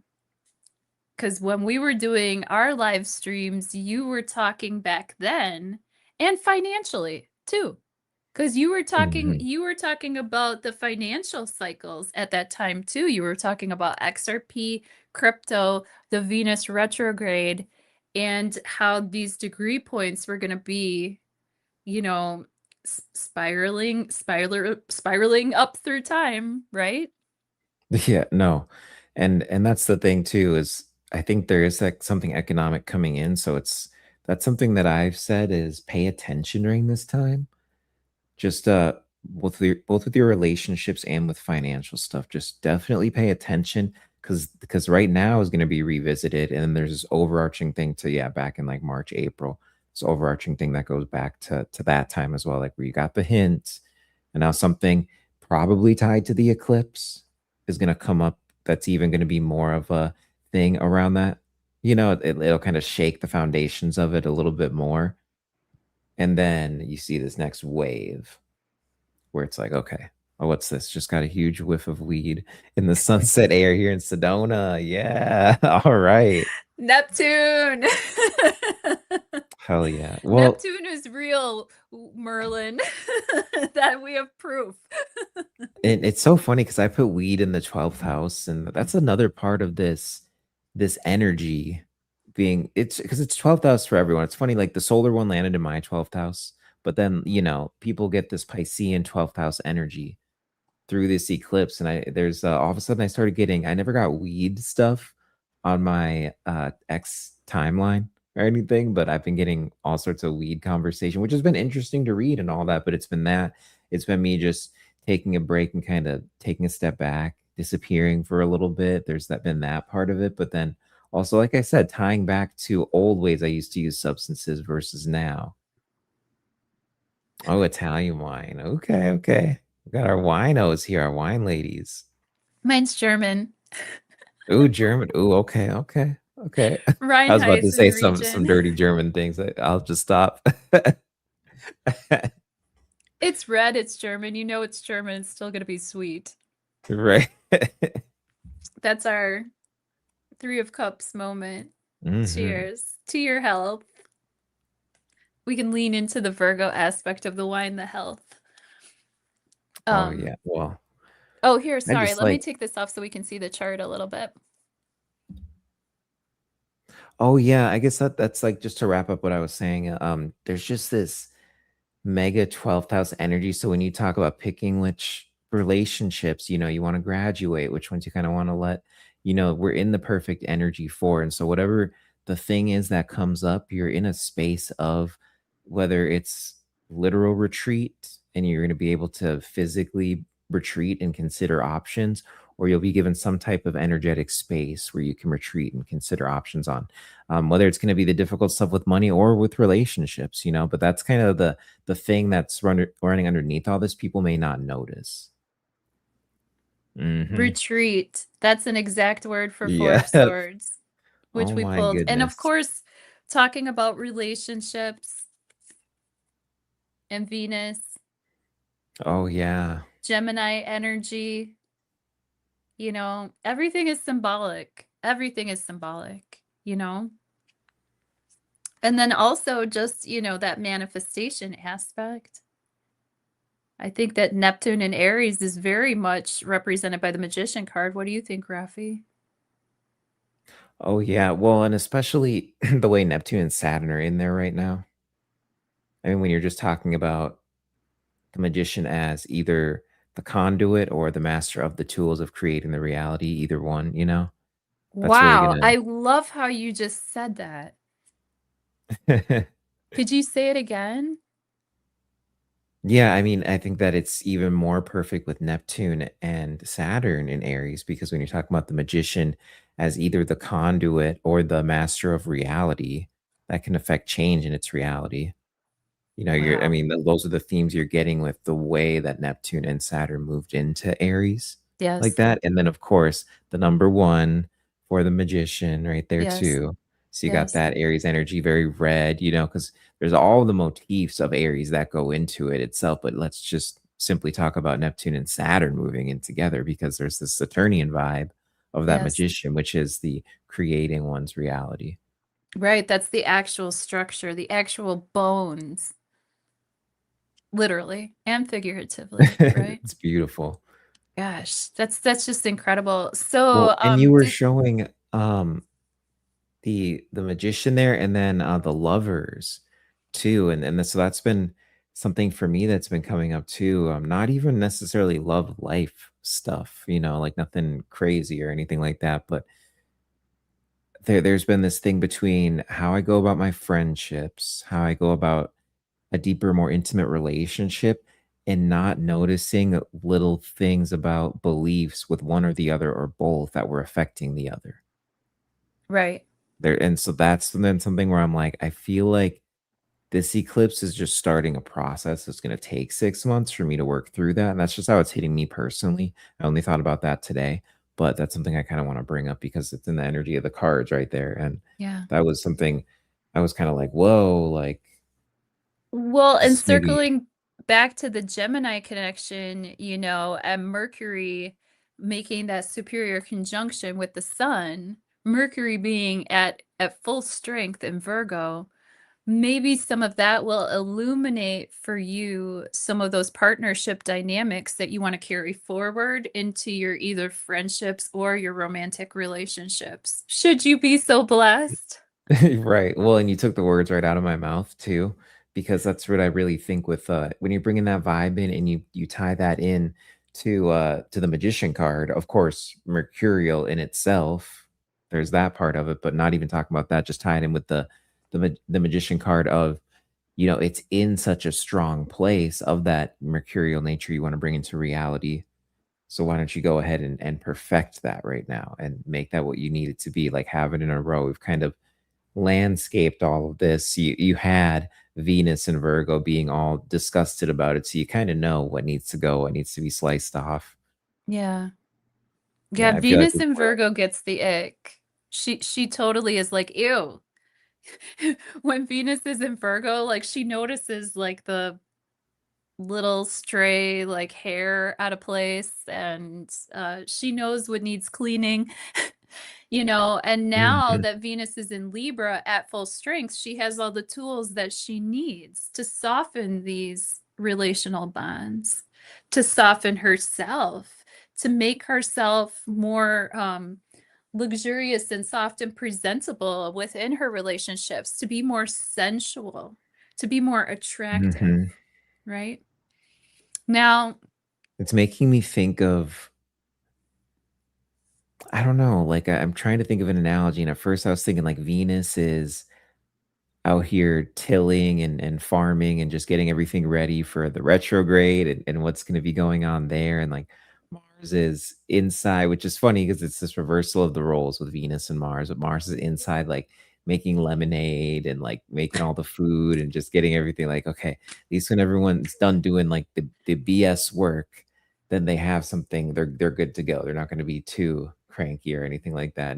But it feels like they're supporting everything that's like really I guess you could say the harsher dynamics going on in the chart, but especially yeah, the square that you've got going on, the two squares right there with excuse me, the sun and Mercury going up to Uranus. It's like it's just totally shattering whatever stability was left, which probably wasn't much, whatever these situations are that you're dealing with through these eclipses here. And then through that, like it's like all these harder things like the Saturn and Neptune stuff too. That's like in the mix of all this, the Pluto stuff, all of that. But it's all being supported by the Venus and the Mars there. So all this stuff can kind of get torn up a little bit. I know I'm so excited for Sedona Angel and her retreat. what? This is amazing. I love you. By the way, Lavology Tarot, I am such a fangirl. I've really like just realized that she, because she has two YouTube channels, so I didn't really realize that like she was posting. And then I tuned into a couple of those video. They were dead ass. Like I was Oh like, yeah, dude. this is I claim, as the people say, I'm like, I claim this reading. Dude, I swear I was telling her it feels like 4 days ago. It was probably like a week and a half ago or something. But I was like, Yeah. oh, like your readings are so incredible. There's just like this type of level, like there's a different reader I go to for different things, but it's like there's this it's this deep. I told her there's a Scorpio nature, and it's like there's a fire nature to her readings. There's a fieriness, like a sauciness, all this kind of Yes. stuff. Like I love all of that, but then the thing that really makes it land is like the Scorpio vibe underneath it all. It's Oh like a deepness gosh. and intimacy, but then also willing to talk about the taboo stuff. But Well, there's like a fun yes. way that you do it all because there's the Leo energy in there. I just like I went and like this is what how I feel about it. So I wanted to say that on stream though too. But Right. no, I'm Well, she like, did a dude. reading like last week, was it, with the poetic justice? Now that speaks to my generation because I saw poetic justice the first time. And I have, girl, you know, I have a poetic justice t-shirt myself. Yeah. Tupac, Team Tupac. But aw, Sharon loves you, Rafi. I know I Sharon was just loves typing back you. to Sharon. Aw. Love you too, Sharon. Um, I know Sharon and Rafi, or I'm sorry, Sharon and Randy usually scoot off to go to Jimmy Church's live stream. He does like a live stream during the week at 9 p.m. Um, but she's been watching the Tupac trial. Oh my heavens. And Oh my gosh. yeah, like I've seen a couple things on Twitter come by, but I haven't seen anything like I saw one bombshell thing. What was it? This was a while ago, a couple days ago or something. I see nothing. I am so like I try to say I need to be self-absorbed more. Maybe I need to be less self-absorbed because, like, seriously, I go, I do my chores, I host these events, I do my YouTube, I hang out with my family, I maybe get a good snack in and a little glass of wine here and there. And by then, like, I completely missed what's going on Right. in the world, you know? Oh my God. Well, I got to take my days where I turn off all notifications and stuff too. But I mean, I've just got notifications from news people that I really like that like only bother me for stuff I need to be bothered for. And so that's how you see I'm usually pretty fast. I'm telling like say in the group chat, like I'm pretty fast. I'm being like, oh hey, just so you guys know, like I just it's like I slide it underneath the door, like the And thank God pamphlet. I'm friends with you. And thank God I have other friends that are aware of life. Or else I would be just completely Piscean lost in the sauce, in the Neptunian haze of fog. Oh, I also wanted to mention, I think that Neil Smith here in the chat. I don't know if you recognize his name from Chataria. But Mm. Neil Smith and I actually met up last weekend. We had a beer, we went and saw some music. Oh, sweet. So that was a Piscean thing to do. And the moon, oh Man. gosh, the moon was so beautiful. We actually went to a brewery which it shares a cornfield with the same farm I work at. Oh, that's so cool. Hmm. What the heck? Yeah, so I don't know if Man, he's here. I think I might have seen his name earlier.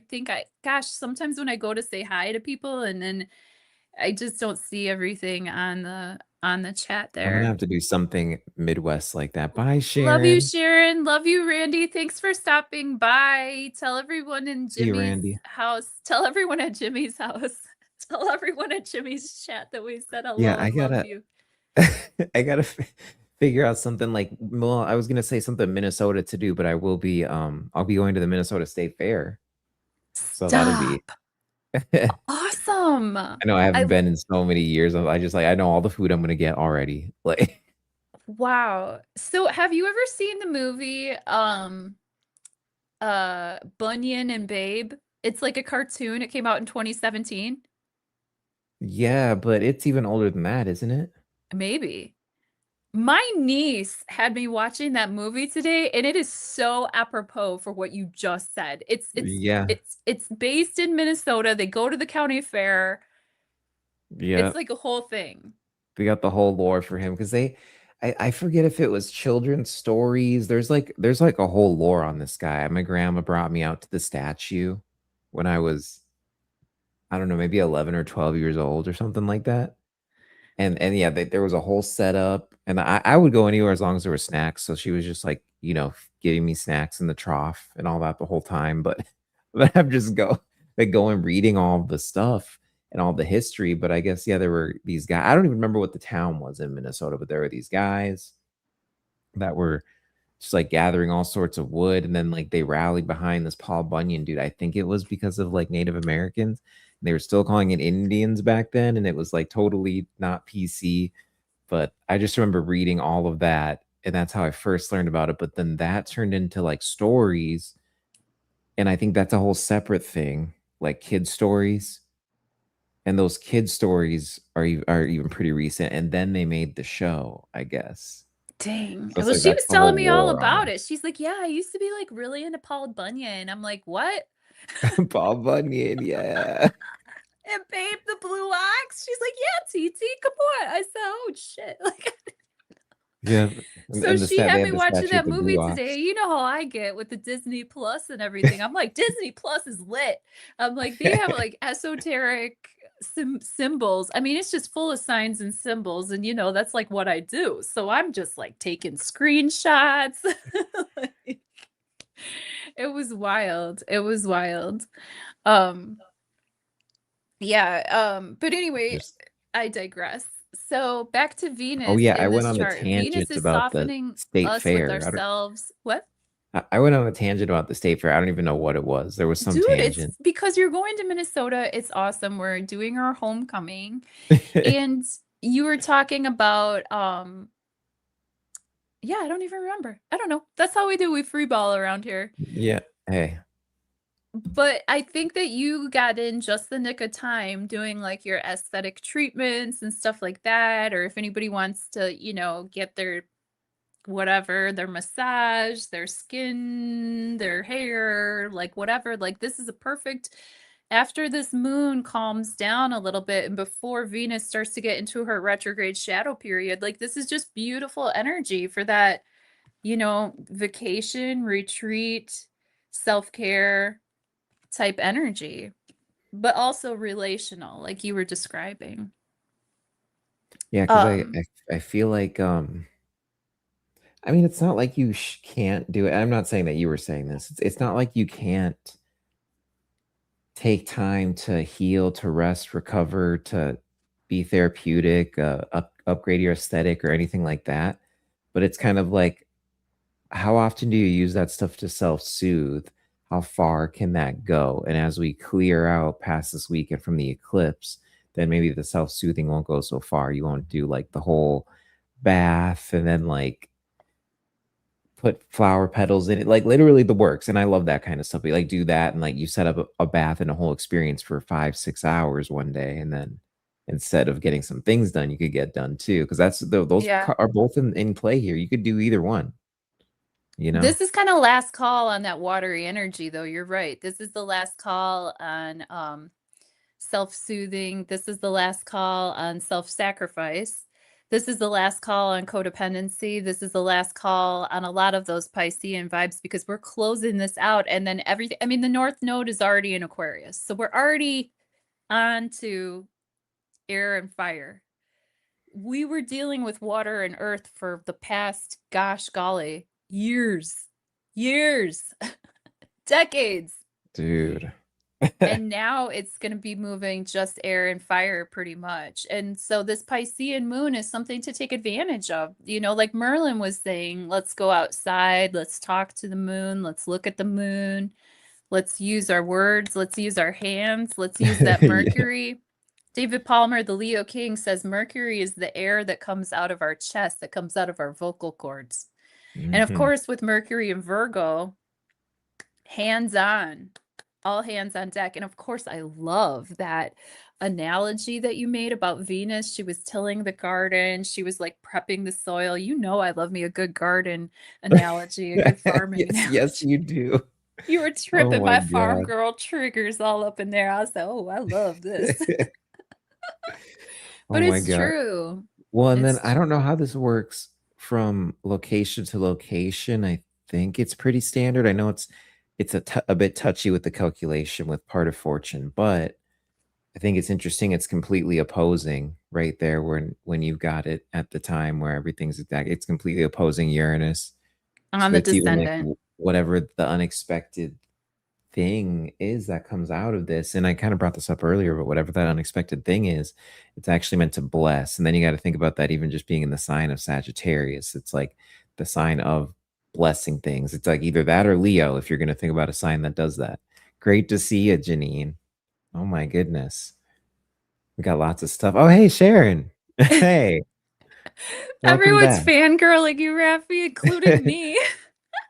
I am such a fangirl of yours.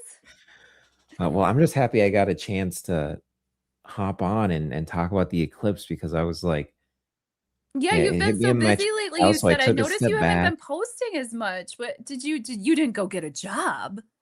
No, even Of though course. you know what, but Yeah. this part's going to be in my sixth house, so that might be something. But I would still post and stuff more than I'm doing now. I'm kind of I'm thinking of new ways for shorts. That's why I'm posting less because I'm not putting the shorts up. And plus, I usually do once a week, and I'm a little over that now. I'm like, it's been a week and a half, but but no, once I get back from my vacation here, I kind of got some new things I'm laying out, and I've been working on a lot of stuff. So that's been the 12th. That's been me trying to utilize it to the best I can, the 12th house transit. Because I'm like, and then this is showing me, like I said, these reverberations back to different years. This has been showing me like how I handle Pisces. Right. And like, and technically, this is it's in my sixth house where the eclipse is happening, but Pisces is like really more my seventh house. You know, it's like the first couple degrees of Pisces there it is. That's still my sixth. But Yeah. So so dealing there's with this those weird thing. relationships and dealing Yeah, with the daily habits that you can formulate so that you can build a lifetime of health and be in healthy relationships. Sixth house to seventh house, hmm you know? I love that you brought up that part of fortune on the descendant, directly opposite of Uranus. Here, I'm just plugging my computer in really quick. Um, because what I see here when you mentioned that, what I saw, and as you were describing what you saw, I see that, you know, the descendant of the chart, where the sun is setting on the chart, just when we think that things are over, just when we think that the sun is setting on our situation, just when we think that the things have gotten as worse as they're ever going to get, who knows? You never know. There might be an infusion of power and good luck and good fortune that just steps right in out of nowhere, at a complete surprise. You know, you're right. Uranus is right on the ascendant of this chart. And yeah. I You know pulled it me. I'm for always gonna. 1119, and I don't even know when the moon is actually, but I think it's around then because it's supposed to be at 4 degrees and 54 minutes. So, yeah, so I just I just grabbed it for what I knew was the degree. And speaking of the degree, did you want me to think about the Sabian symbol? Because speaking of Janine here, our lovely Janine, who is also a very brilliant astrologer. I mean, we just have so much to Oh talk yeah, about because with the Requiem um star making aspects to this full moon lunar eclipse in Pisces. Requiem meaning like a funeral. A requiem is like funeral music, right? That's like requiem is the last work that we do, our dying work, our yeah, opus, right? And we've had all these interesting deaths in the news, yeah. We didn't famous even. We talked people. about the flood stuff. We didn't even bring up the two deaths. Yeah. And of course, you're the first people who alerted me of that was our group text. You know, some I was people get like, their news on their algorithm feed. I get my news from the group text. well, I saw one at first, and I'm like, oh, it could be fake news. And then I kept scrolling. Then I saw another one, and then another one. And then it was like I started seeing big accounts, like news accounts posting it. And I was like, oh, Oof. okay. I guess I'm like, let me just shoot this off to everyone real quick so they know. Cause I know like This could I be don't real. dislike Dolly Parton, but I'm not like, like, oh my God, so Well, so I and was then just with the like, Neptune, yeah, the Neptune vibe of these Piscean aspects, it's like everybody's, I have a side eye to everything because I'm like, is it true? Is it not true? Is this sus? Because I think that we're going to be seeing a lot of big players leaving this earth. But like, where did they go? Are they really dead or are they in a bunker somewhere because they got their work done? And now they know that they want to just like drain us of all of our water. Really, they want to drain the earth. They literally want to drain the earth of all of our water. So they some of the want to, people who have been doing the work gathering the children in their dolly worlds and whatever. You know what I mean? Yeah, dude. It's Oh just my interesting gosh. to think about. Well, and they've got their island with all the bunkers on it, besides their own individual bunkers that they have. And it just I've said it before, and I look around though at what's going on just geopolitically, domestically, politically, and it looks like they're just getting ready. And that's the word that made me think of Luce Fest right there. And then yeah, even vampirism would make me think of it. But it makes me think of Merlin oughta like they're that. like sucking us dry from whatever we can before something happens that they're anticipating. That's not good. Where it's like Yeah, they're picking, it's like a vulture picking off of the bone, you know? 100%. That's what it seemed like. It seemed that's just the way they're acting, is what I'm saying. I'm not Well, trying to like yeah, I mean, they're freak everyone pulling out. out all the stops, and then it's like, okay, we can disappear you and you and you know, whatever. You've done your part for the machine. Like, let us disappear you before anybody fight. Because the more people find out, the more people's minds are gonna break. Besides the fact that honestly, last night and this whole week, actually, Rafi, my dreams have been off the freaking charts, dude.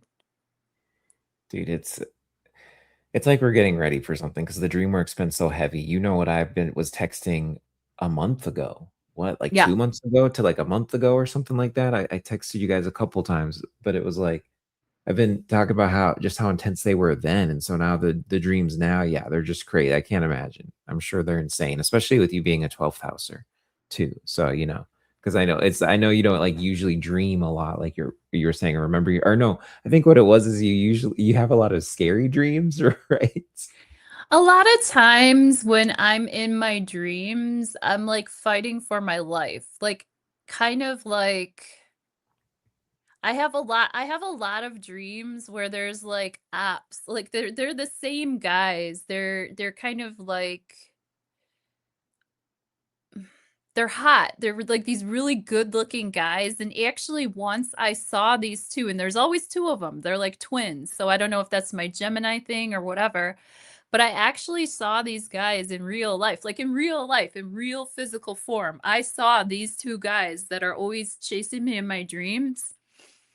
They were chasing me in my dreams before I met them, and they're chasing me in my dreams still, but I don't know who they are or anything like that. But I actually saw them in real life when I was at the Contact Modalities Expo the first time. So, not this past May, but the May prior when I was at Lake Lawn Resort, that special magical resort that's built on top of the Indian burial mounds. I saw these two guys. They look like they could be,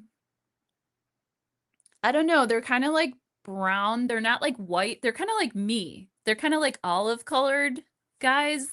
They have straight hair. They're really good looking. So they could be like maybe Middle Eastern. They could be maybe something like that. They're just like really good looking, like Middle Eastern, let's say Middle Eastern looking kind of guys, like dark features, dark hair, maybe a little Mhm. bit of like 5 o'clock shadow or whatever. But when they showed up at the Lake Lawn Resort, they had the black suits on like you see on TV. Like they had the black, they were like men in black, really, but Yeah, they didn't have like the sunglasses on. Their eyes, like I could see their eyes. Their eyes were black, you know. Um and it wasn't like it was an apparition. Like they were real fucking people. They were flanking the doors. Like there was one on each side of the door of the front door coming into the event. And I was like, did they hire security? Like, are these guys like security or something like that? But they were only there at the event pretty much long enough for me to see them, to get eyes on them. And a couple other people who were there, I was in a tarot session with a client. She saw them. I saw them. And Paula Leopizzi Harris saw them. It was her 80th birthday, and she is a UFO researcher. yeah, Um, yeah. I think there were a few of us that saw these two guys, but they came and they went. It wasn't like they were at the conference all weekend. They were like at the door, they flanked the door, they looked at me, and they left. The That two of them. sounds And they're the guys that that are sounds in my dreams. on brand with like the stuff because dark journalists is when like super in deep on the men in black and like what they are, who they are, and that kind of stuff. And it's like the I hope not. he's figured out that it's the Sami tribe, and back in like the 40s, 50s, if I'm remembering right, at some point, like the CIA, it was OSS at the time, I believe, and then but the intelligence agencies started picking them up because they realized they could do this type of astral projection, all sorts of like Yeah. weird, but they could even like teleport things. It was kind of this weird thing, like Yeah. the Chinese teleportation kids of the Asianness, but then you had this like psychic of more aboriginal Mm-hmm. tribes that was mixed into that tribe with the Samis. But it appears that they got co-opted. And so I don't know, like if you saw their appearance or anything, but the Sami look really, I can see if I can pull it up. They look really interesting, Sami, the Sami tribe. But um they took them under their wing, the Sami tribe, and then they and only the ones that would go with them, which at first wasn't many, but they trained them in psychic warfare.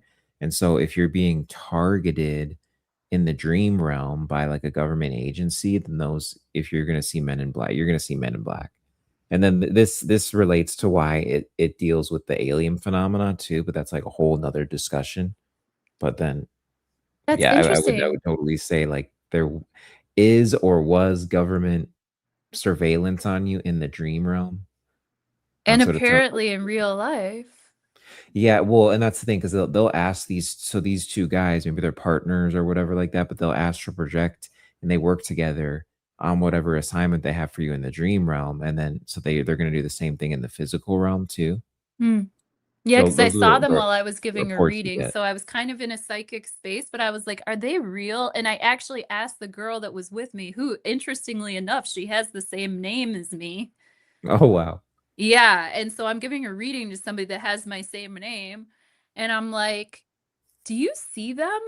I'm like, can you see those guys? And she's like, yeah, I see them clear as day. They're right there. And I was like, okay, so I'm not just imagining this. I'm like, Right. I've dreamed these guys, right? You know? And those are the dreams I usually have, Rafi. It's usually those two guys testing me. I mean, it's not like they're trying to kill me. It's not like but they are trying to get me shook. They're trying to disrupt my nervous system. And There's they're like an also trying to see what intimidation. I can do. Because usually in the dreams, they pressure me and pressure me. Like they'll come up on golf carts, like I'll just be like living my best life, about to like swing my golf club, whatever. And then these guys will roll up in the golf cart.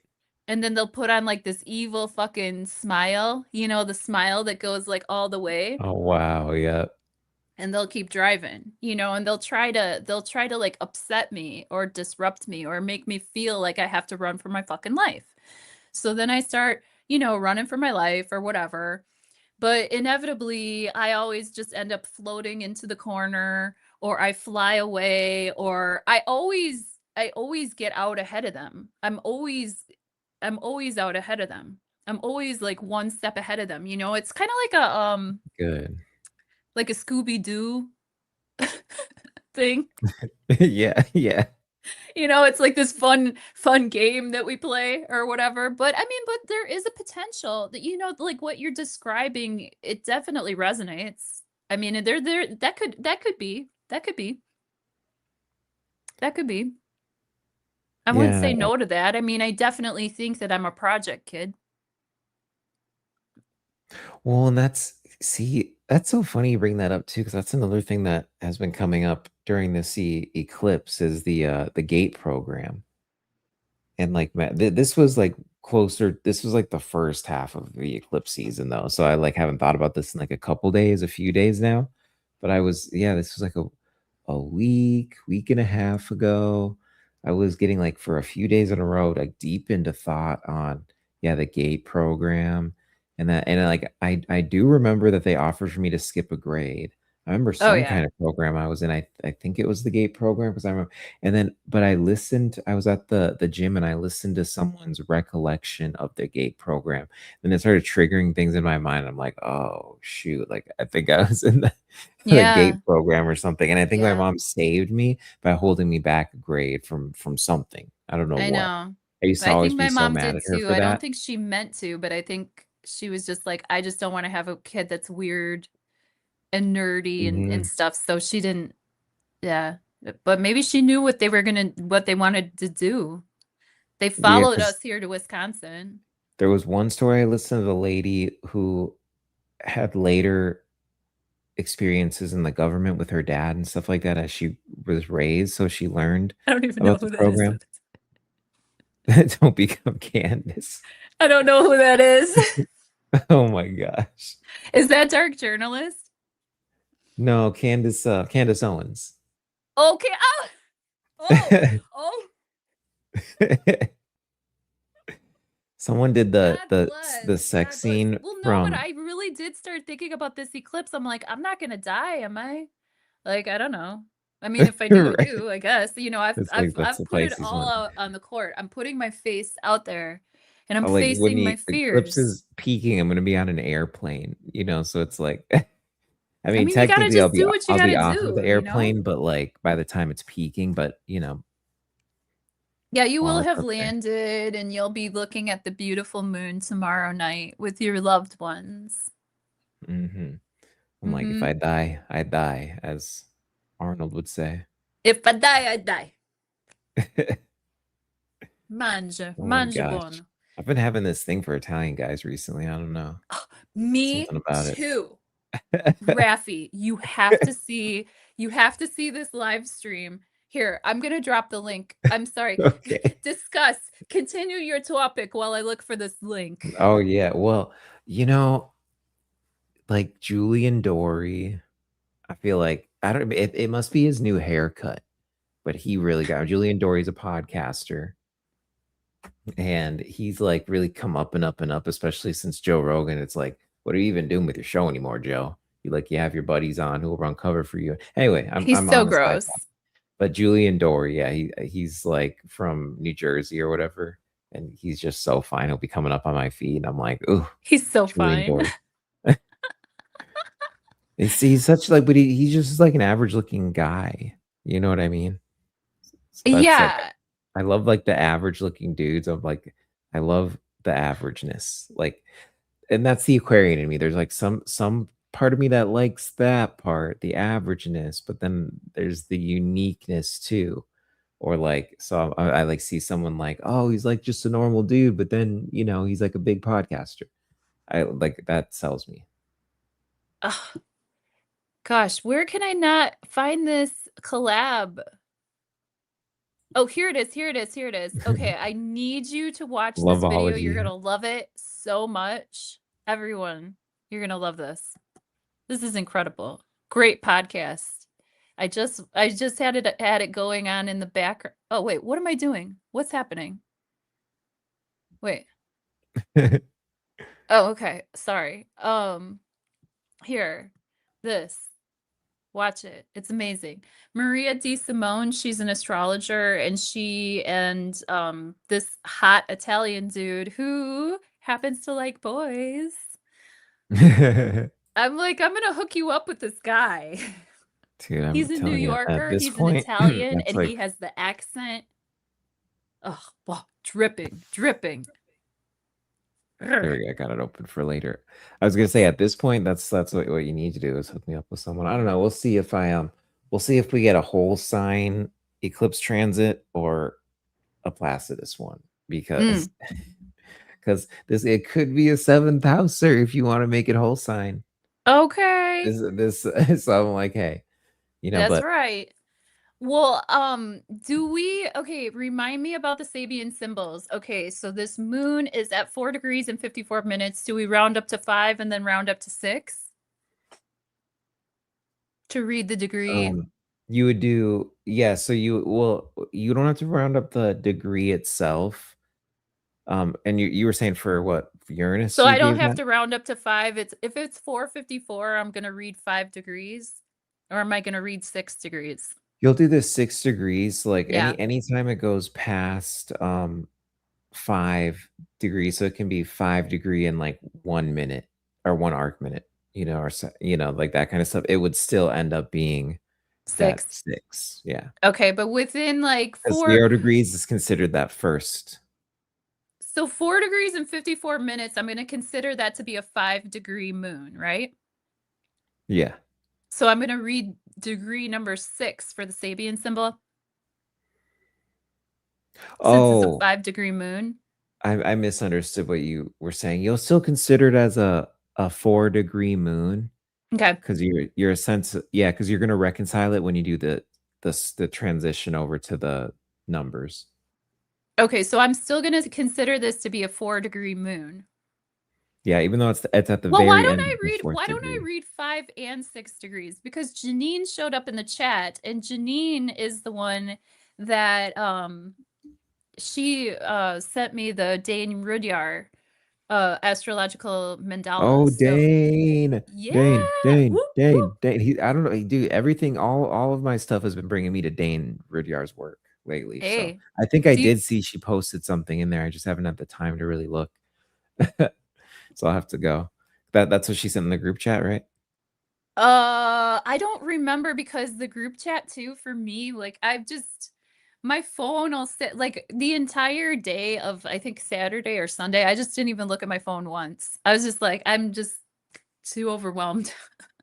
Especially on this I didn't look weekend, at yeah. my phone. I was like wandering around doing my chores and stuff. I could hear it. I'm like, I'll get back to that. I'll get back to that. So I think I missed a couple of things that got sent. I mean, but I think I saw the important parts that You're like, "I saw Dolly."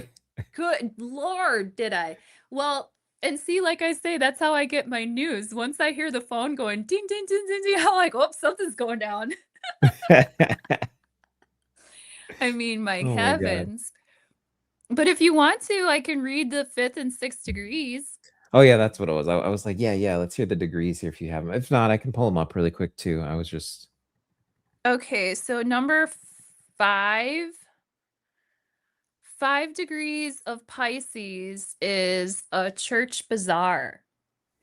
The keynote is the value of giving a spiritual or transcendent sanction to even the most commonplace interchanges between social persons and individual minds, which is interesting because you were just talking about your attraction to the everyday look of these, like, just normal, like, Italian guys are like super hot right now, right?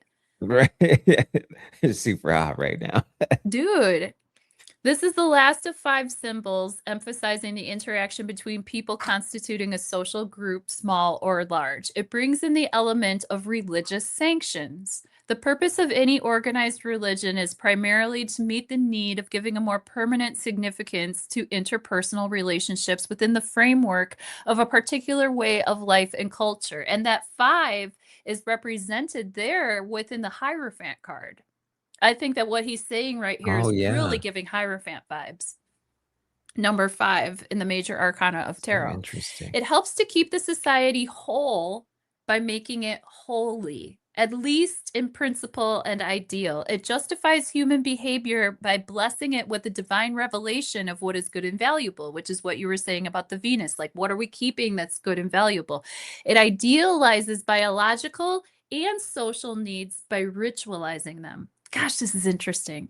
This It's beautiful. ends the 67th five-fold sequence, 5 again, on a note of ritualized beneficence. Ritualized beneficence. Isn't that something? It stresses the possibility of the presence of God even in the most material human activities. Isn't that something? That's beautiful. Damn. That just so hits that dynamic, that Virgo Piscean dynamic, that push and pull between the actual physical reality and the spiritual blessings that come from being in tune with the dirt and the earth and the mundane and the everyday, which is Virgo. Like these are the habits that we have every day. Pisces is the results. And I just think it ties in with all the themes we've been talking about so far. just really, really Incredible. well. It ties I mean, that's literally what you were just saying here, so I don't know what I can really add to that, but no, it What really more? it ties in just so well to the themes we've been talking about already. Oh my goodness, and it's just so much more beautiful than I expected to. I feel like there's something you could even say on that, like You know, beauty and I dated a simplicity guy or named something Dane. like He was a huge part of my life. oh, Huge part of my Dane. life. Oh And I my god. mean, we didn't even date for like more than a couple, 2, 3 years, but he made an impact. Oh my goodness. That's amazing. That's incredible. Should we see what 6 says?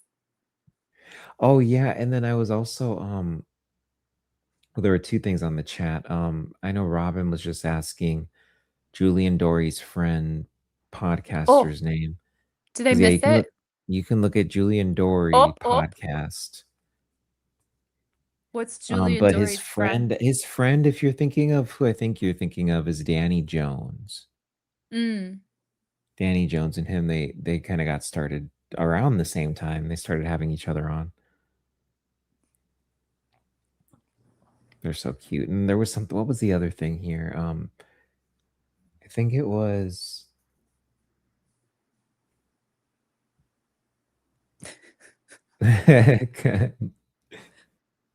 Oh, Oh, the five of Janine says Virgo. 6 could be taken into account, but not really. So the five is the vibe, man. Five Yeah, and alive, that's like five how I alive. run it too.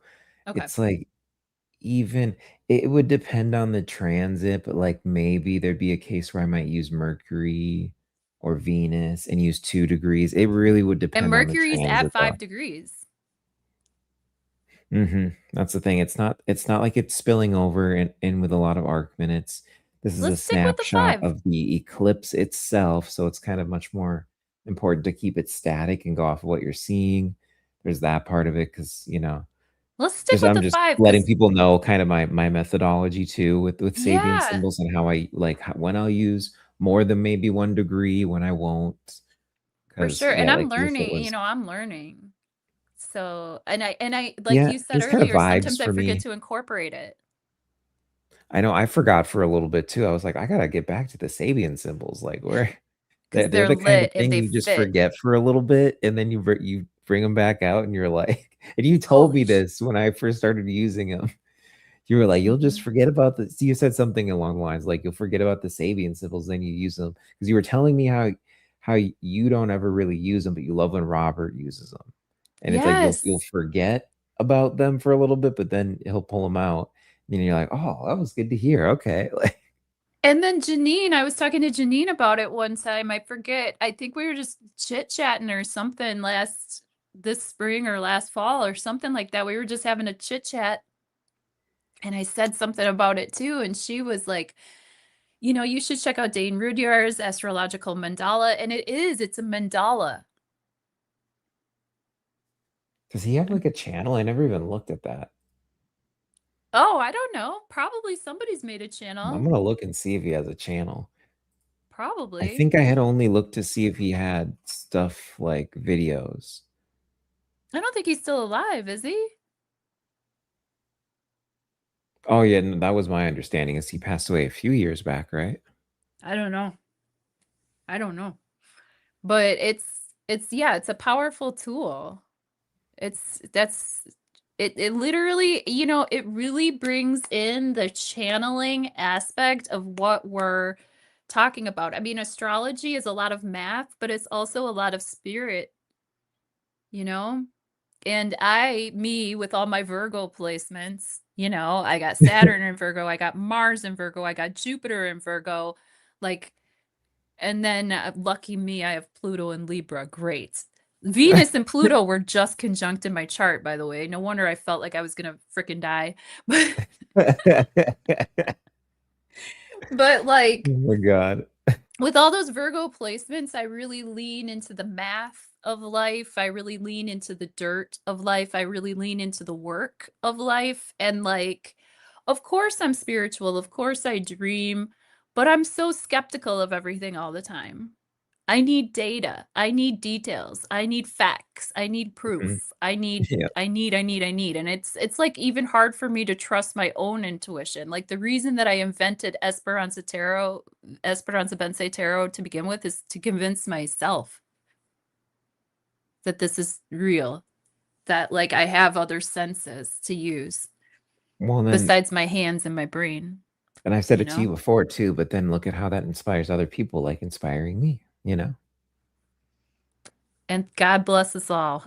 God bless America. God bless us all, please. And thank you. Oh my gosh. Dude, and it's like I feel you on the Virgo placements because it's for me, it's weird because it's like a lot more sixth house. I've just got the Virgo rising, but then I've got the sixth house placements and it's Aquarius. So it's like I fall into like in this Aquarian weird way, I fall into like a lot of the Virgo vibes. So it wouldn't be with like necessarily gardening, but then it would be like there's definitely like a service thing involved. Or you know, it's always like this weird thing because that's what the collective and all that. Yeah, we'll read And the five Virgo. health, you're very much Yeah. into the health aspects.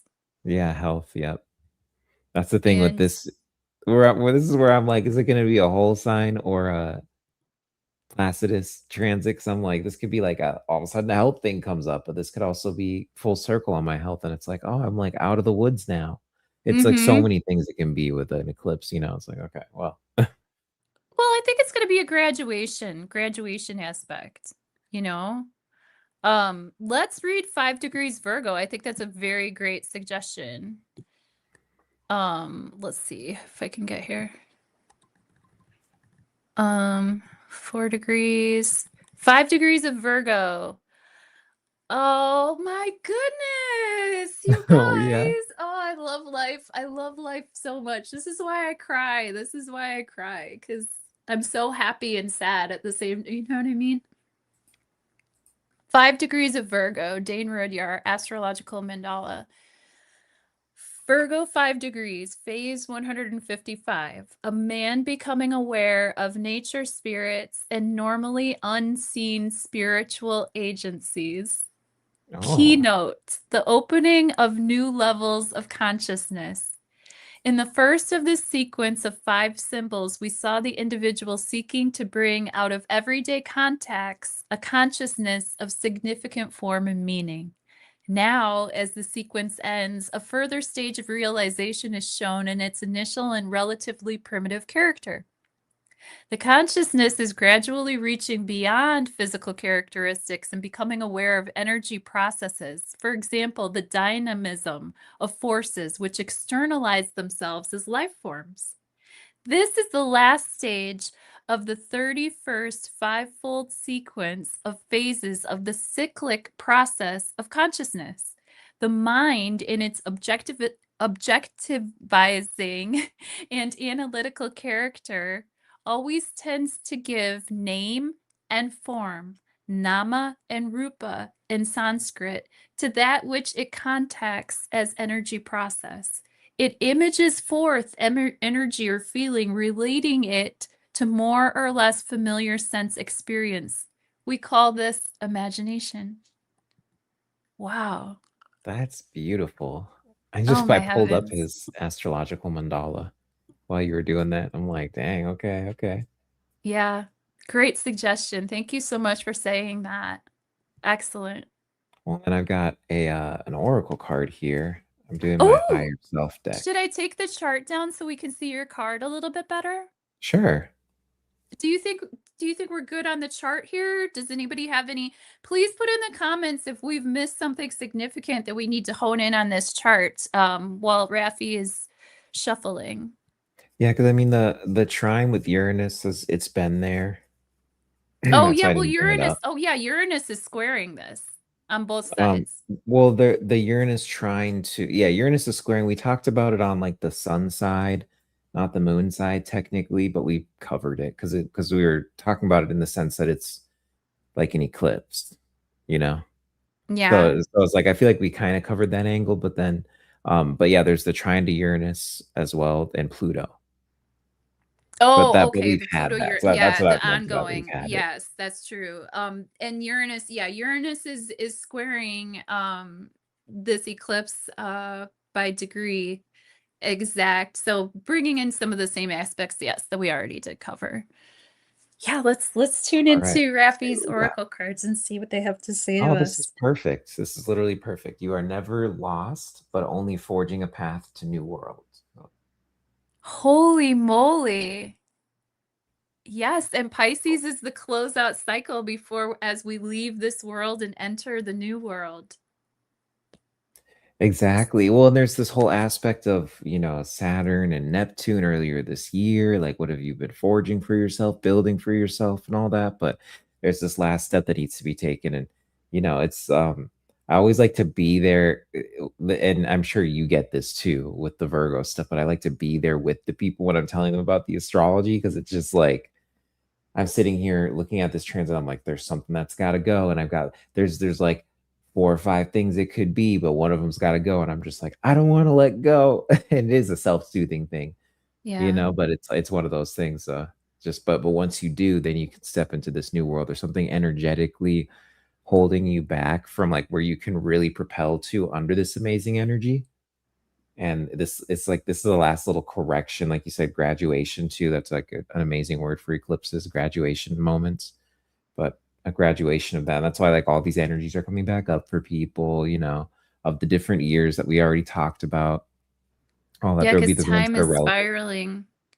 I got a Hmm. vision while you were talking just now, and my Oh yeah. vision was like, when you float down the river, when you go on those like river trips with your friends and you have Yeah. your floaty. I had this vision of somebody like hanging on to the dock.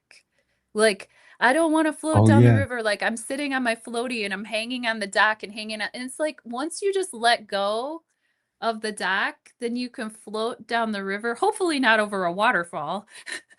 Yeah. But if you let go of the dock, then you can have the fun of letting the river carry you, letting the waters wash you clean, letting yourself be baptized by these waters so that you can be reborn. Really well. And then what Janine said there. Um, Taurus doesn't like change I'm a because I'm a Taurus Taurus, moon girl, you obviously. know. And it's like, dude, I feel it. I'm Yep. so stubborn. Over here, like, man, like, so it's like now I'm getting this thing from the universe that's like, okay, so now like I gave you this opening to make changes, and you made changes, all the ones I expected you to. Now we have to force some changes. It's like, well, I Yeah, just got done changing like, dang, okay, yeah. all right. But let me pull Raffi's another Taurus card. sun. Yeah. Wow. You aren't done, you are just getting started. Look at that. Yeah, so especially if you've been feeling, that was the one thing I didn't bring up with this energy, but the thing that I felt, you could be feeling in the last like 5 days, like defeated, like energy you put into the whatever this endeavor is that we've talked about. It has its fruit that you've got, whether it's just having the foundation for it or it's produced real physical fruit, like in terms of resources or whatever it is. But you've got that thing that's going on right now, and with that I would say there's like a some type of setback, and you've really felt it in the last 5 days, and it makes you want to give up. I, But like, don't give I up. You aren't done, you're just getting started. This is what, and then we talked about this in the chart, these little corrective things that we've got perfect foundation for right now at the bottom of that chart. I need to hear this just as much as anybody else. So thank you so much, Raffi, for bringing your wisdom. I feel you, because I was talking to myself too. I'm over here like, you better Mhm. practice what you preach, Rafi. Yes.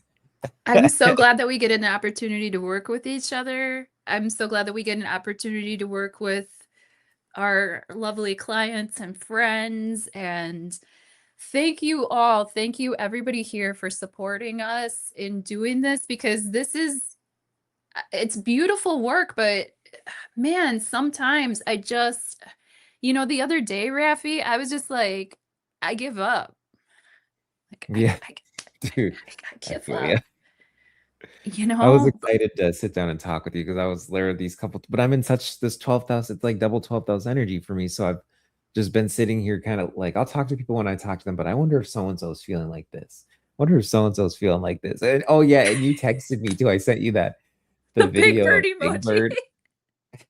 It looked So like I Big Bird text on this dude. acid. I'm like, "How you doing?" And he just sends back this big bird, and Big Bird's just sitting there like, like lost.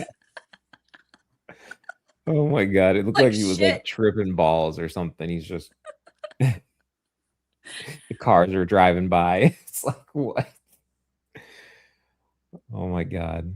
Love you too. Love you Oh, yeah, that's right, too. Dead Wolf is a double Taurus. Yeah, Deadwolf is Taurus. He is here to save this earth. He God is getting us ready for oh gosh, I hope for me. Oh gosh, I sure hope so. Right. Hope wins. Hope wins. Got one Okay. more, Rafi? Yeah, one more here. Since it's like I like to just do them in threes, so it's kind of I one of those agree. I agree. things. Power of three. Mm, this one's a little more ominous. It's funny because this one is an eclipse too. You have many layers of truth to discover. Like, oh, that's lovely. And that just gets to the Iranian vibe underneath all of this. It's like what's about to be revealed. That was something I think I was gonna bring this up, and we, of course, as we always do, we got on the tangent. But that's another thing I would look out for. And this can piggyback off of what I was even saying too, with feeling defeated lately. But you can feel that if you haven't felt that, you may feel that going on. But it's because I think that what you're going to see is someone's either going to emotionally unload or dump something on you, reveal something to you, or people might come to you with like, I guess you could say gossip, but it just seems more volatile than gossip. Like there's just your Like typical gossip. feelings, like barfed feelings, or Maybe more. like there's more volatile feelings that are coming up and the people approach you about that, whether it's about another person or about yourself, but it's essentially a situation, just like it's more of a Uranian situation, even though there's the mercurial vibe to it and the Venusian vibe to it of kind of and this backdrop of fixing a lot of things or making the alteration. So everyone's going to be kind of be doing that in their life in different ways. So you got that backdrop right there, but then there it's with the Iranian in the mix, it's like people are going to want to snap on Mm. things, which is weird because you wouldn't think that with the Venus Libra. And I'm not even saying it actually will it'll soften up the Iranian stuff, but the thing with anything Iranian is like it's hard to predict what's going to happen. So it's more about me telling people just be aware of it. And if nothing happens, then good. Well, and there's also that delusional aspect. Oh, yeah. Yeah. So if anybody is sort of like on the edge mentally to begin with, or they're full of chemicals and they're like going through this flushing detoxification process, full moons often bring up parasites. The parasites start to like howl at the moon, and so that can make people a little cray cray too. Yeah, there's been and then the energy is so magnetic right now. It's just very magnetic. Mm. It's besides this background charge, which you can talk about with magnetism of that Mars-Uranus conjunction that's still kind of going on. There's the nodes, and those are very magnetic. They just moved in. There's all this stuff going on with the flares. I haven't even had time to keep up with that, but I've been hearing about all that, Yeah, like crazy Robin keeps flare good stuff. touch on those. Yeah, yeah. I love how everybody has their specialty and we all kind of help each other out because like Janine is so intelligent. Well, she's intelligent on all of these aspects, but like she throws in like the visuals, she throws in like the astrology. She's really good with AI. You too.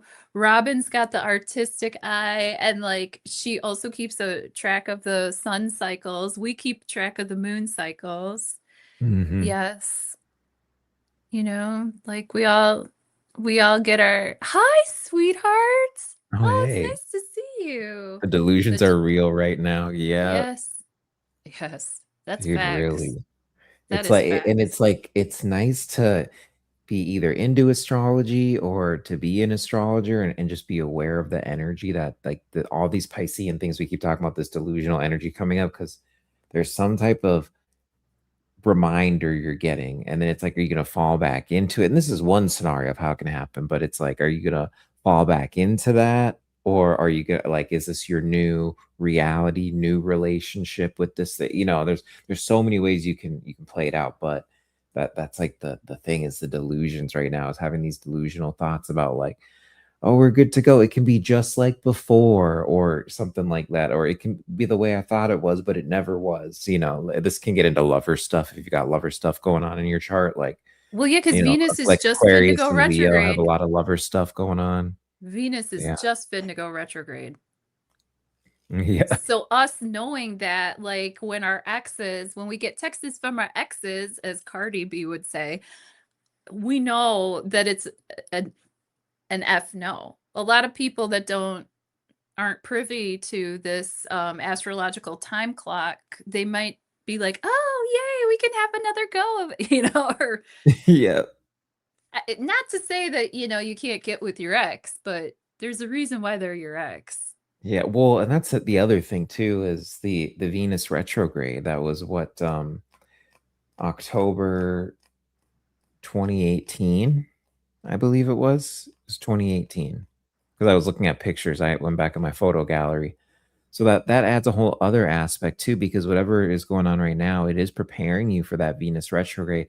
And I talk like a lot more about the financial part of the Venus retrograde coming up, but there's that love part. I'll have to do like a whole video on just the love part of it, because I usually try to like just get people prepared for the finance. Because the only people who can take care of their own love life is people's selves. And I try not to get too involved in that. But no, I've been focusing so much on that financial part of it. It's like you got to remember, first of all, what was going on when Venus was on the opposite side, because we did a show and I talked about it, and I was like, look, I don't even remember what we were talking about in terms of Venus. I think it was like, because it wasn't. I did my We were own talking new about moon money. first. Yeah, but it was We were it was talking about the something. financial aspects, but do you want to know what that Venus retrograde that you were just talking about? Guess what that brought to me? What's that? Dane. No way. No Yeah. way. That's I crazy. didn't even realize because I mean, I've always been into astrology, but I haven't only just the past like 5 years or so been paying very close attention. And with the past Yeah. couple years, extremely close attention. Enough where I'm watching every single day, like the patterns and the cycles of time. But like at the time, like I loved astrology, whatever. I watched David Palmer, I did a couple classes, what have you, read a few books, but I wasn't like applying it to my life. But that Venus retrograde cycle brought me that relationship. Better That's not bring it incredible. back. Shit.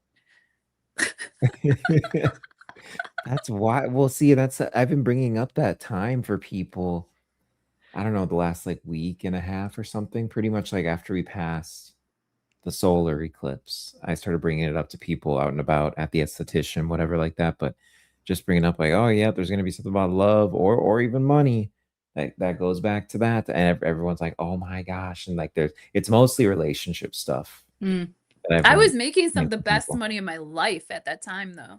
Cuz I have Venus retrograde natally in my chart, so it's like I'm cool with it. At least whatever. And I'm a Cancerian ascendant, so it ebbs and flows, I'm but cool with it, whatever. It's like such a cope. I'm yeah, like, like big okay. bird. It's cool. It's fine. Everything's fine. I'm like the worst cope I've ever heard from a 12th house Venus. It was like, no, no, you try to ask a 12th house Venus about their Venus, and then yours is retrograde. You try to ask them about their Venus. They're like, no, it's Everything's actually fine. pretty cool. It's pretty like you're We're like, chilling. oh, I'm sure you got to tell yourself that. It's so funny. There's this guy that I've been chatting with, not like that or anything, but I've been chatting with this dude, and I was talking about his chart with him, and he has a 12th house Venus. And we started talking about all the themes of it, and he was just like, his jaw just dropped. He was like, oh my gosh, that's why it's like this. I'm just like, oh yeah, well. Like, Girl, this motherfucker was a Scorpio. Or oh my god. he is a Scorpio. Oh, that Oh, that makes sense actually. good Lord, Ted Wolf. I'm a Oh wait, what Scorpio was it? fifth house. Your fifth house Scorpio? Yeah. You I'll tell said you that what. this eclipse axis, or at least the nodal axis rather, it's on your 3rd and ninth house, right? Mhm. That's Mhm. that'll be interesting for you because it's like I feel like for like half of the signs now, they're kind of out of the end zone with the whole thing I was talking about with the emotional and it's funny because I did talk about this. I think it was the solar eclipse stream, not the tarot or whatever, not whatever. But anyway, there's this that whole integration of the emotional and mental stuff I keep talking about, but pretty much everyone's finished up with that. And it's like now you get to put it to work and see where it's going and everything like that. But with the one that I did for Cancer Rising, I don't even know where I came up with this or anything. But I was talking about there's like this longer process. It's you guys and I think Leo rising, Leo or Sag, I forget. You have this, it might be Sag, but there's this longer process that you have that goes into like next year, especially as essentially when Chiron moves into Taurus again. Not that it's time to that or related to it, but Is you that got in this longer March? process that deals with belief and like Mhm. facts and logic. So there's Yeah. something, yeah, Cancers, Leos, and Sages are doing with that. I don't know what, but it's like taking longer to integrate something into the belief system. And I think this moon is really tied to it. Yeah, so there'll be a rhythm to it. Gosh, this is just, I love these. I love I talking know, with right? you like that. I love how this is like we're like FaceTiming each other. Basically, we're like FaceTiming each other, and then like everybody gets to like be a part of it. That's so much fun. Well, and next time we do this, I'll actually get on a little bit early, like I used to do, and then we'll have to. I'll figure out some way to send it to my channel too, and Oh, then we yeah. can Well, see, because I do like it on StreamYard. I don't want to like make you get OBS, I but don't know. then I can change. I can I'm hip. I'm with it. I can do the Macarena. Tucka, tucka, tucka, I don't tucka, know. tucka, OBS tucka, is tucka, kind of tucka. serious. It took me like a while to put it together, honestly. Oh I don't gosh. know how long it really took me because I got my computer. It was still a few weeks before I really did anything serious on it. I was playing games, so I like slowly got things set up. I'm like, I think it took me a while to set up though, like that. Well, if I would pony up and just get the darn StreamYard, whatever. But this is like the free version, so it only lets me like every now and again it'll allow me to even upload a picture, upload the chart or whatever, but it's the free version, so it doesn't function as well, but I'm not paying for that shit.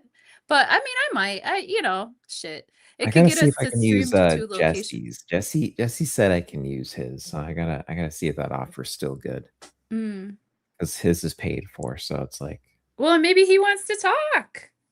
well, yeah, that's the thing. I'm like, I don't feel right just using your StreamYard though, but Whatever. yeah, Maybe I he have wants to to I have to come. reach out to him and see if he wants to do another one. We could do a three-way too. So, Josie, oh, I love you, girl. Well, that you're oh one. yeah, Texas Hippie Coalition, Oh, okay. I got one more deck for THC. us of Oracle. Oh, I'm like Yeah, a I kid got in a this candy at store right now, you might Ramsey. have You're just seen giving them. me life. What's that? I'm like a kid in a candy store right now. I'm like, this is giving me life. Did you ever see them selling this in Dallas? Whoa, what's that? Can you hold it closer to the camera? Oh yeah. Uh, Wow, no. Who had that at their table? it's Light Star Creations. I'm forgetting the lady's name. I sh Um, Loveology Tarot would know, actually. She would remember. Wow. This is No, the I didn't booklet it see comes with. that. Comes with a little booklet. He's Well, not a talking little about booklet. the It's kind of, bridge conference that we went to in Dallas. I mean, but I got these. They were selling them there. They should have been, at least. I feel like I remember seeing them. But I bought these in Sedona when I went earlier last year. Oh, no way. So you didn't buy them in Dallas, but you saw them for sale. Yeah, I saw them for sale there. So Oh my I'm like, goodness. yeah, yeah, because I was considering getting the Oh, second, because there was another deck, another color I was considering getting. But I like the Light green for Star. Archangel Raphael, Susan, aka Light Star. She is beautiful. Oh my goodness. Oh yeah, but here's the deck itself. It's kind of a little shiny right there, but Wow. We love you, Devil. Thank you so much. I understand that everybody has stuff to do, and we really appreciate you taking us some time to hang with us. We love I you. know I've even got to go do some stuff too now. I just looked at the time, but I'll do this really quick, of course. Yeah, you're getting ready for your trip. I know it's like crazy because I gotta like eat and then I've got to pack everything tonight, overnight at some point. Then I have to donate more plasma, just because I'm just trying to get as much money as I can for the trip. Just spare money to have. So like early in the morning, I have to donate plasma, then come back and get ready, and then go. So it's like I'll try to get a little sleep in, and I have to eat dinner. You But better eat if you're donating plasma. oh yeah, well, I'm a Taurus, so you don't gotta worry about my constitution. But I am always well fed before I go. Dude, I'm literally like an ox. It's crazy. Okay. And by the way, I do these as energies that'll help.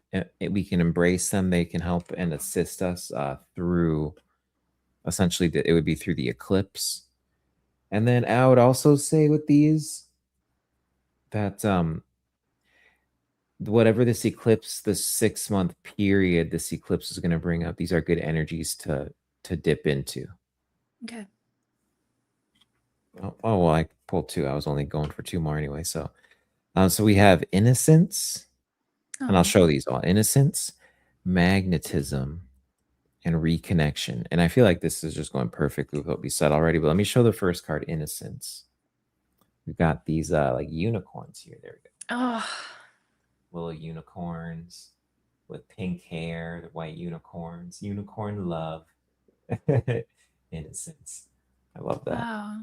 And then let's read the page for Unicorn love. Gosh, golly, this is my stuff right here. it. This is You're a like, let's Piscean go. dream. I can't believe I never pulled these out with you, these cards out. I thought I might have. Um, okay, so well here, let me just show it shows a bigger version in here. So it's got like all this stuff. Oh, Raffi. Oh, I love this. Thank you. It's- so the key energies, the beauty and enchantment of the unicorn invites a charm into your life. For unicorns draw all of their powers from faith, and they will inspire this within you. These mystical creatures hold only the highest frequencies of truth, love, and purity, and they embody the divine essence in the most pure and natural state. Shift your perspective and honor your own divinity and be a catalyst to allow magic, miracles, and healing to be realities in your life. Mm, Beautiful. And then we've yeah. got the interpretation here. So yeah, bringing that in, that's the key energy, of course. So that's kind of a thing that you can just resonate with, fix on, or the number two, because that is Mm, like it's card number two. So number two or the number 11 you could also do because we've also got card number one here too. So oh, I just dropped a card, but that was the unicorn card. but so and for interpretations, for helping a little bit with that energy, with vibing into it, release all uncertainties by focusing on your own magical horn that will dissolve insecurities and doubts. mm, Unicorns will open your imagination, allowing you to see into the worlds of mystery, and will also grant you great healing powers. The world of fairies, sprites, and magical things is waiting to open to you with beauty and wonder. Place more attention. Is that yeah? Place more attention within your heart and the love that purely flows through you, and less attention on matters outside yourself. mm. Assess your intentions and note if you have been participating and engaging in life from a place of divinity and virtuousness. Unicorn love, magic, healing, enchantment, and wisdom will be bestowed upon those who are pure of heart and virtuous in their deeds. Be childlike and believe once again. I Beautiful. love it. I And love I would it. also just say, because it is talking about that heart energy too. So Yeah. that's another thing with it right there, like really tapping into the heart, into the flow and all that. And that's like even with just taking a step back from the Pisces energy here is like there's still going to be stuff we take with us. of that Yeah. Pisces energy, but there's like a lot we're leaving behind from so many years and all these cycles all closing, all like right here at the end of the year in the last few months, just back to back to back cycles closing.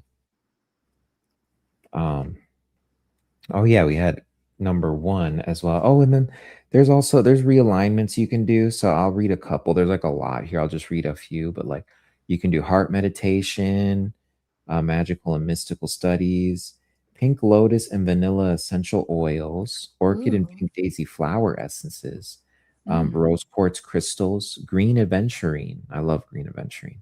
I love rose quartz too. Mm. Yeah, just some things in there though that they like to give you essential oils and all that to kind of get in with the vibe of like the frequencies of it. I've always liked this. I hadn't used this thing in months though. It's crazy. Okay, so one reconnection. So let's show that. Oh yeah, reconnection, universal healing shield. Do you have anything else you want to say on that other card, by the way? It reminds me of the 5 degrees Virgo that we read from the Dane Rudyard. That's what I was thinking too. Oh my gosh. Yeah, no, really. There was so much on it too, but I just kept bouncing back to it. And I'm like, oh, that's like from that. That's from that. Okay. And I Hmm. was just looking at this too, because this brings another aspect of it, reconnection. And you've been talking about this with the Mhm, Venus and Libra. exactly. And then oh, and it's universal healing shield too. So before I even read Oh, any I of this, love that. yeah, because there's like we're getting this closing of a love cycle in the retrograde. I think for a lot of us who see the closing of the love cycle coming, coming up ahead of us, for us, it's like we're preparing for the worst, but it will end up being an amazing cycle for us. And so we may see things early, even in the retrograde. And that could be where it gets a little tempting because it's hard to make relationship moves, money moves, and like a Venus retrograde. But that's just a It's kind of a cool, man. dynamic to have in It's there. cool. But there Everything's is fine. some type of protection though, because it's like the universal healing shield. So through Mm, these reconnections we're making, we are protected. And I had was an oracle, it was oracle or a tarot reading today. I listened to in the shower, so pretty recently actually. But what was he talking about? He just kept going really deep on how your higher self is like so proud of you right now, even though it mm, doesn't feel like it. And like they want to see you succeed. And there's like a couple other things that really just deal with the Mars energy. He didn't say it like this, so I thought of it. But a couple things that deal with the Mars energy being stagnant that just need to be kicked around a little bit and have mhm, you do a few more moves, and then all of the stuff can come in. And this is what I talk about with the Jupiter chalice starting to get filled up and all that. So we're really at this point here where everything is starting to, all these new energies, it's like they were coming online this year. It's crazy. mm. But let me read this here. Reconnection to assist with reconnection and alignment with your higher self and directly to creator source. The key energies. The universal healing shield is linked to the cosmic realms. At the core, the center of the soul, therein resides a most brilliant light composed of the purest and highest frequencies of love. This inspirational force is but a spark of the very matrix of the universe, cosmic matter, and is directly connected to the all that is. Creatorship energy provides a constant and steady stream of cosmic connection that nourishes and feeds all souls with a fountain of radiance and a pure, refined stream of golden unity. Mm, If golden that isn't stream. Piscean. I know, right? And then the interpretations, that was I think I said at the beginning that those are the energies kind of get you connected with a little bit. And now interpretations here for you. Confronting the very core of yourself and your soul is the universal shield's greatest lesson. The main properties of this shield are the following: initiates connection, alignment, and unity with the soul and higher self, infuses empowerment frequencies into all chakra fields, promotes feelings of courageousness, positivity, confidence, and safety. Mm. Your situation requires reconnecting with your higher self for answers. Do not look outside yourself since you will be misled. Feeling fearful or indecisive? Flood your energy field with your own soul essence. Remember your power. Your situation is also asking for a healthy dose of positivity. See the beauty in all the challenging situations and embrace these as opportunities.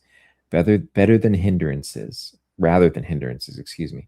Choose the path of higher consciousness in all decisions. When you feel lost, bask in the sunlight of your own soul and return to your center. I love Damn. it. There's a few energies that came through, but right at the end there, I just thought of like Leo energy, like become the sunlight, like take that on, like just enjoy your own energy, you know? That's beautiful. And then alignments for these realignments. It's going to be meditation. I think they all have meditation on there, so you know. But sun gazing, Ah, monatomic gold orms, gold. sweetgrass smudging, huh? Gold, The gold, sun, yeah, the gold Leo. orm. That's what you Oh just yeah, said. gold. Yeah. It's so and then you say that you beat me to the punch here. Colors of gold and white.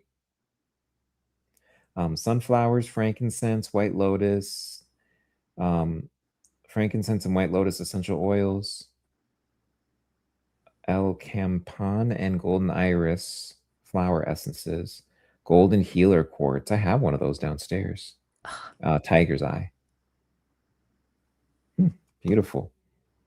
And yeah, I mean, that's the thing. I like how this adds another aspect to that connection thing I was talking about. Because even take that stuff that I was just talking about with the well, Mercury will be retrograde too, but the Venus retrograde, and you can tie that into the relationship with your higher self, with how you're fortifying your relationship. And that's actually what I've been looking at too, is this thing I've been talking about with the relationship, how I deal with my relationship with friends versus someone more intimate, just like evaluating all these and making the connections and all that stuff. Like that stuff is going to fortify my higher self, the connections I allow to come in. It's like we're doing kind of taking out a lot of the trash. We got this huge like dose of steroids at the beginning of the year for what we can make happen in our lives.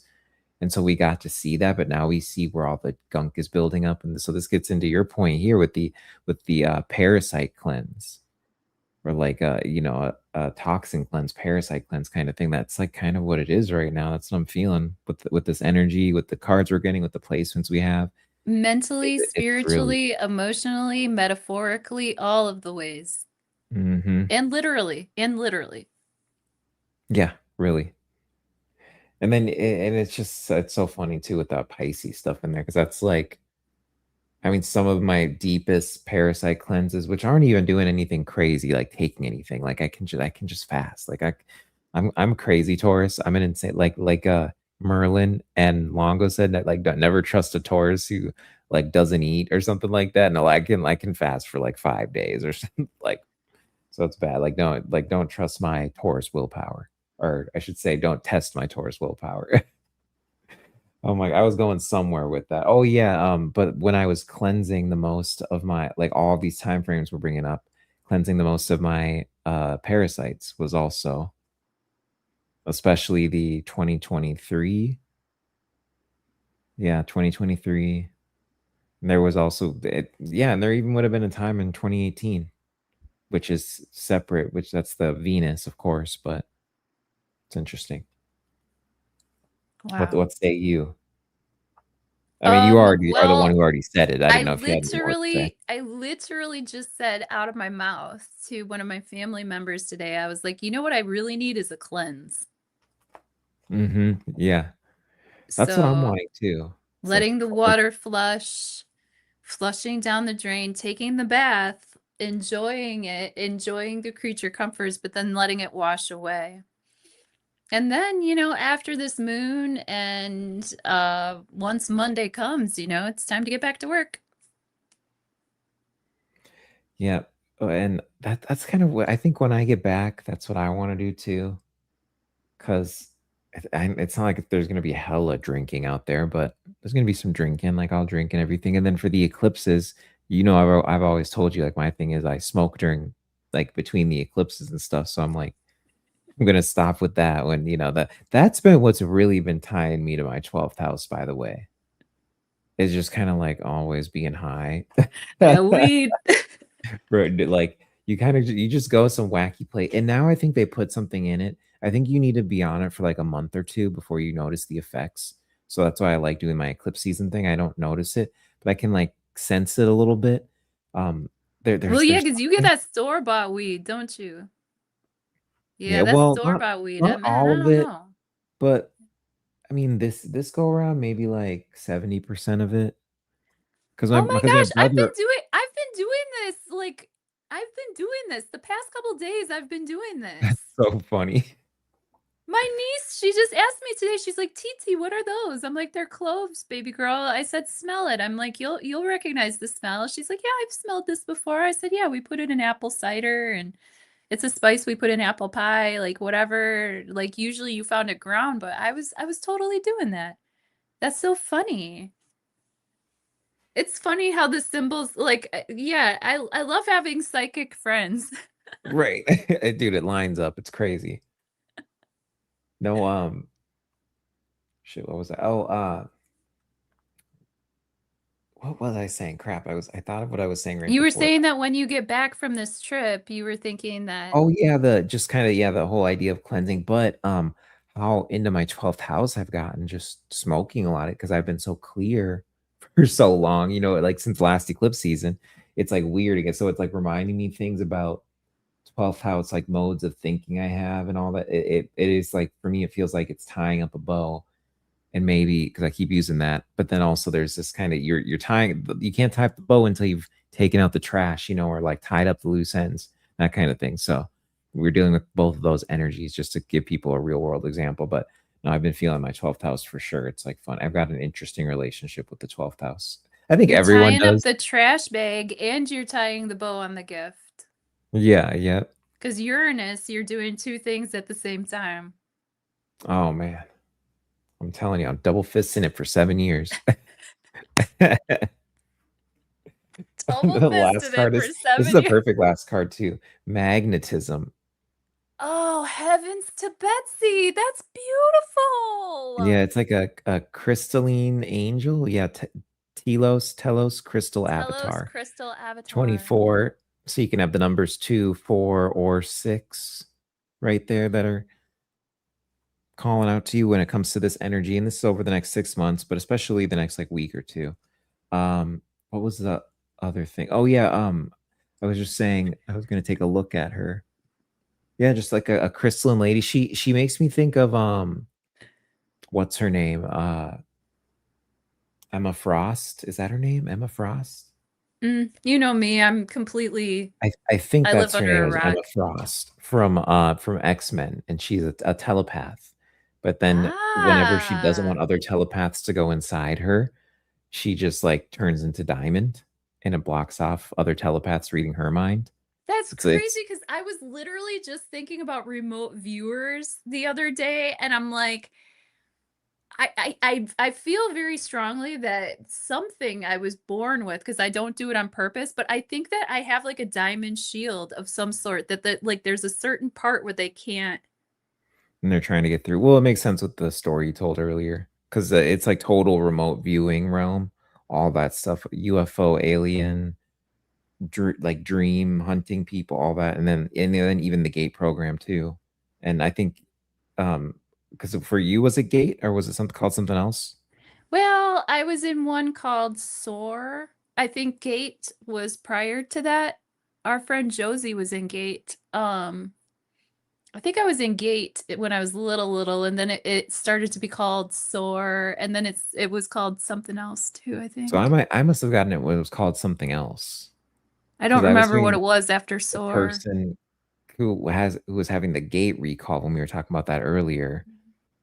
That just like triggered a bunch of stuff in me. But I was like, but I feel like it wasn't called gate. I guess I could ask my mom. She's right downstairs, and I'll ask her in a sec. But um no, but all those things are remote view. I listened to like a 3 hour podcast. Check out Metzger.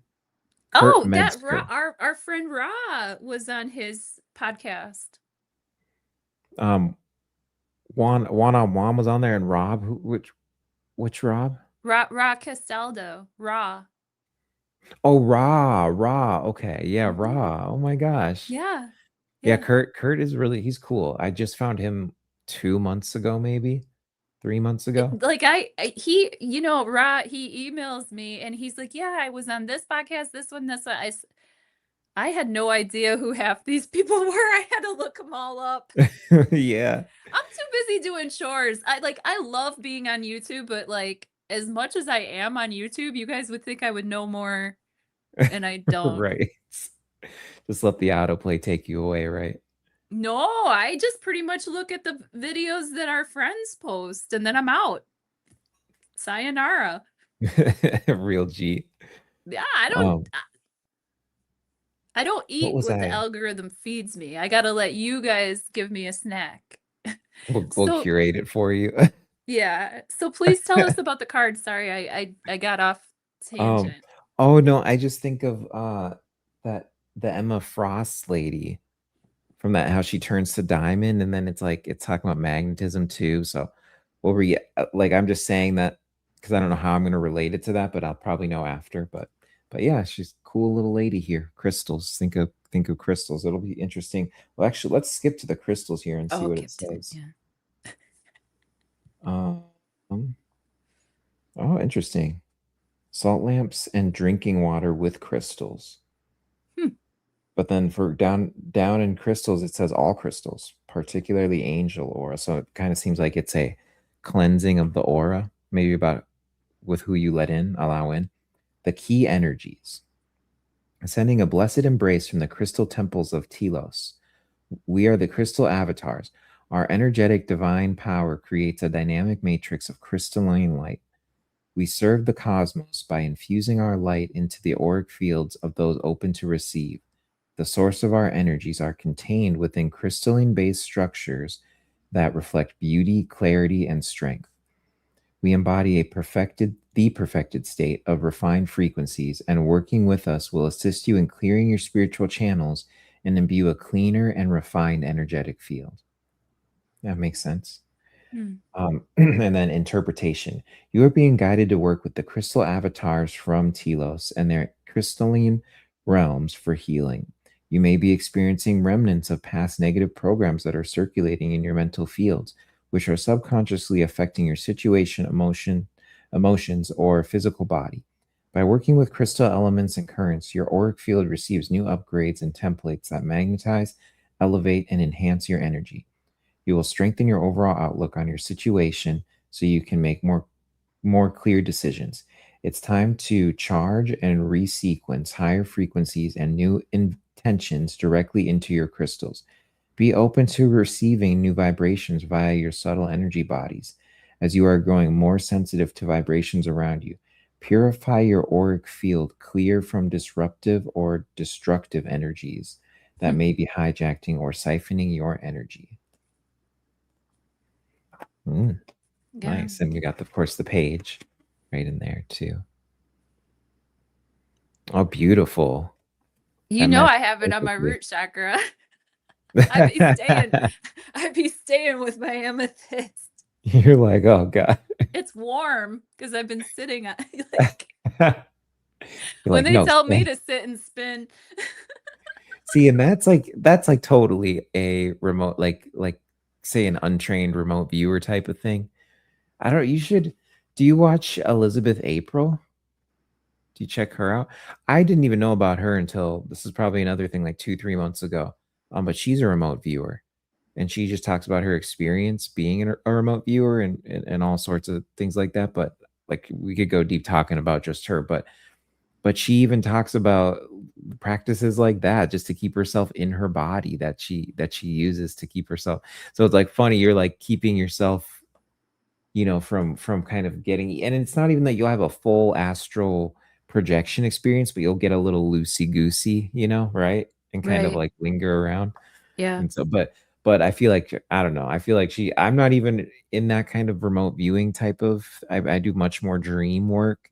They're two sides of a coin, obviously, though. So it's kind of like, but I feel like you're kind of on the other end of the work where it bleeds into your dream work a lot, but Yeah, it's kind of maybe more of I'm a a remote remote viewing. viewer and I don't even know it or Because I'll something. get remote viewing that bleeds into my like essentially like what I do in the dream realm can bleed over into remote viewing in some rare instances. And it's like between me going to sleep and stuff like that. but I'm Mhm. usually, like, very much just in the dream space. I don't call myself or think I'm a remote viewer in any sense, but I you don't got even these know what symptoms. remote viewer really means, but I think I get it. Like, I think I get it. Like, you can astral project and, like, go and see what's going on somewhere else. Yeah, like, because for remote viewing, I always differentiated it is astral projection is some type of awareness you can come to in the dream realm, but it's not gonna be while you're falling asleep because that's, like, more of a lucid dreaming thing. And it's also, like, leaving your body, right? Yeah, like, you can come into But an you're awareness like, in the dream realm of leaving your body, and I then can you get do into that awake. technicalities. I don't have to Huh? be dreaming to do that. Yeah, exactly, and that see, most people are not like that at all. Mm, mm, yeah. No, like, I can't do it that good anymore, but when I was a kid, I could do it really good. Well, maybe this is unlocking that stuff again too. If like if you ask and allow that to do, because that's the thing that she talks about, Elizabeth April. She's like these are the rules. I learned to just ask rules around it. And so she used to have it where she'd close her eyes and she'd start to Mhm, see things and mhm. people and all that. And she's like, I don't want it to happen when I close my eyes. She set that rule and bound. And Yeah. then I think I've been blocking it most of my life because I feel like there's a consent issue and a privacy issue, and I don't want people doing it to me. yeah, that's what she talks about too. She always gets permission when she remote views someone. She gets Mm, permission from their higher self, no matter mm, how like evil we might think they are or whatever. mhm. She'll get permission and then she'll do Mm. it. That's But something yeah, to I look mean, into then, Raffi. yeah, I know so you'll you've have to check mentioned her her out. before on our talks before. The name rings a bell. Never seen her Yeah, videos. well, and then even with the astrology, it's funny. She's like, I've got like astrologer friends and stuff like that, and they'll tell me what's going on with the astrology, but it's like interesting to see how her remote viewing stuff of the future lines up with what's going on with the astrology. That's And odd. then but then she'll be like, I think we're in like Mercury retro something like but so it's like, okay, like Well, we're all, she can't yeah, be over man, we're here like all being just coming at it with the disingenuous. tools that we have. Oh, yeah, no, what I'm saying is like at least I know she's not putting up a front and just pulling from the astrology. Right. Like Like, she because she'll doesn't say even stuff have an like, "Oh, idea like we're what the kind of in." astrology is. Yeah, like she's like, "I have Mercury what?" Like we're in something, I guess. Like, so but Huh. I guess what I went on that whole tangent just to say that though with you. I think it sounds to me like you're a remote viewer for sure. Yeah, like I said, it was different times. Like, I was born in the 80s. Mhm. And Yep. back then, we had different air. And when I left my body, I went to different realms or different places, even on Earth, floating up and then being like above the house or above the neighborhood and like seeing in what was going on down on Earth, but Yeah. also I would go to other like realms and stuff like that. But nowadays, actually Maya, I think, just said this. But yeah, nowadays I don't know, man. It's a freaking esoteric hood out That's there. why I haven't tried to I mean, I would I go with did homies. remote I would viewing go a with like a couple group times. maybe, but I probably wouldn't do it alone. I did remote viewing a couple times when I was first like, when I first awakened, and I was experimenting with all that stuff, but I found myself having, like, the skill and the aptitude for the dream realm, and then it's like with, what Maya was saying, it's like, it's dangerous with remote viewing. I actually get a little which is funny because I think I do have the protection where I could do it and not get endangered, but I just hear some of the stories, and of course, Elizabeth April talks about it too, and just And you the don't want to pick up hitchhikers or yeah, there's the hitchhiker part, parasites. and then if you're going to like a government facility to remote view, they've got the people they call I don't know what Elizabeth April calls them, but I heard from someone else before they've got those that scatter, and they're like remote viewers that will be in place to like mess you up, and you'll be messed up for like Oh, mentally like like for a day or two. interference. Like Yeah, it. they run interference. Yeah. Mhm. They'll sit there, they'll Yes. wait for someone remote viewing to come up, and then they have mental Yes. practice and technology they can use to, like, Yes. scatter you, and it will give you, like, a really bad headache for, like, days afterward, migraine. Headache? Really? I wonder if these Mhm. two dudes, if my two homies, my two What shall I call them? My bodyguards? I'll refer to them as my bodyguards, even though they like literally they try to terrorize me, you know. They try to upset my nervous system. They try to disrupt my stasis, but I have a fun little time with it. You know, life is just a game of a fun little video game that we play, you know. But those two dudes, yes, when I was there at the Lake Lawn Resort giving that reading, I do feel like they were like staring at me trying to disrupt my flow. Like I don't think that they were there to like I couldn't decide if they were there. I don't think that they're there to protect me or not protect me. I don't think that they have anything invested in it at all except just to Well, I watch think me. you have some type of protection because that's what I'm saying. And maybe they're curious, they're trying to probe it. That's what it sounds like to me, just like the I whole think life they're on a experience. job. Whatever, I don't know who sends them or where they're sent from, but they're on a job and I think they're neutral. I don't think they care about me at all. But I think that they do have a mission. And I don't know. I don't know. I'm just making shit up. This is for Well, entertainment yeah, it seems purposes like only. surveillance, you know? Like it's been Some. like they're yeah, they just gotta like keep their eye on everything type of thing. But then also they'll notice say it's like fluctuations over from your energy field and then be like, oh, Mhm. what's like going on here, you know? And it comes through in my technology too. I bet. I bet. That's crazy. Yeah, I we think a got lot of the us experience this. so It's we just had interesting to see oh, those I mean, when I saw them in physical form and other people also saw them and confirmed that, yes, those are real people, they're right there. You know, I didn't touch the guys, I didn't shake their hands, I didn't hug them, but they were there and then they were gone. And we yeah, and never saw them there's some type of displacement they can do. So that was the part I forgot to say. I got so into talking about the Men in Black and the Sami tribe and all that, but with the Men in Black, that's the other thing they can do. It's like they seem to have it seems to be a combination of their innate abilities as the Sami tribe and then also combined with technology, but where they can just like all of a sudden be gone. Like there's all the stories of the Men in Black. They're there 1 second, then you like look away and look back and they're gone. There's that. But then you could also bring in just the astral part of it. Maybe they are just entirely astral. But then that doesn't explain how they knock so hard on people's doors and freak them out. But it could be an astral experience. Then that just brings it right back into it's got to be people who are like highly telepathic, remote viewers, dreamers, that kind of stuff like that, where there's just seems to be that connection. But even with the car itself, it seems to be a piece of technology because they'll get into it and the person will look away and then like look back over and it's gone. So they seem to be stepping in like this realm between realms. And they do it in sci-fi and fantasy too. So it seems to be something that comes from Hermeticism, Rosicrucianism, all this stuff. But where they talk about a realm between realms, like not quite the fourth dimension or fourth density, but not quite third density here. It's like a space in between, or like purgatory, maybe even. You could Yeah, maybe type purgatory into that. yeah, yeah. It's incredible. I never know where these conversations are gonna go. Right. You know me, my ninth house self, ninth I house just son over love here. that I can like, you At know, some because point, there's like something I've researched on it. I'm like, oh yeah. well, and you bring me the medicine, you know, you know, like knowledge is power. And I know I have a lineage. I know something like but do you ever get the feeling, Raffi, that like they know who you are and even sometimes we don't know who we are? I get either the feeling that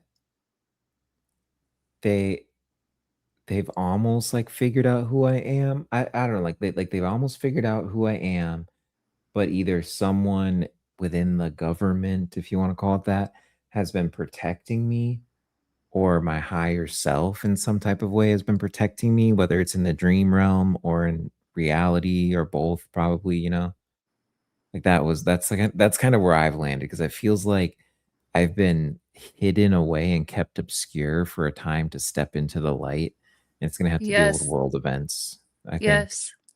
Yes. Yeah, I've been really under the radar for a very long time, but now I know that I'm putting myself in the open and I'm shining the light and you know, we'll see what happens. We'll see if the cockroaches decide to scatter. Well, because we're in this place, this system's been like built under our feet and all around us that tracks us everywhere. And then people starting to like send in their DNA and all that. Then there's like the DNA tracking that can come into it, all Man, that. when But that 23andMe came out, I was like, yeah, Babylon want to know who we are. Girl, we love you, Heather. oh, hey, Heather. Good to Liesel's see here you. too. Good day, Liesel, across the Hey, Lisa. pond. Liesel's over there in Wales. Oh, Liesel makes cigar box guitars. oh, Yes. fun. Yes. Check out the channel, Liesel Cigar Box Guitar. I We know. know our dear Heather. Heather, I love you. But yeah, Wales is Babylon want to beautiful. know who we are.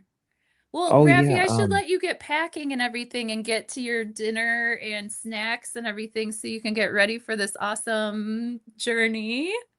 Yeah, of course. And I remembered the last time I thought, by the way, see, this is what the weed does to me. I'm like, okay, it'll be nice to be off of it. I'll like be trying to remember something, and it's like, what is that again? But and I might have just even done it again right now. I don't even. Oh yeah, it was like it was some closing thought with the eclipse. It's not a big deal. Oh, okay. Oh yeah, well, and I guess the only other thing is just the cards. We had the innocence,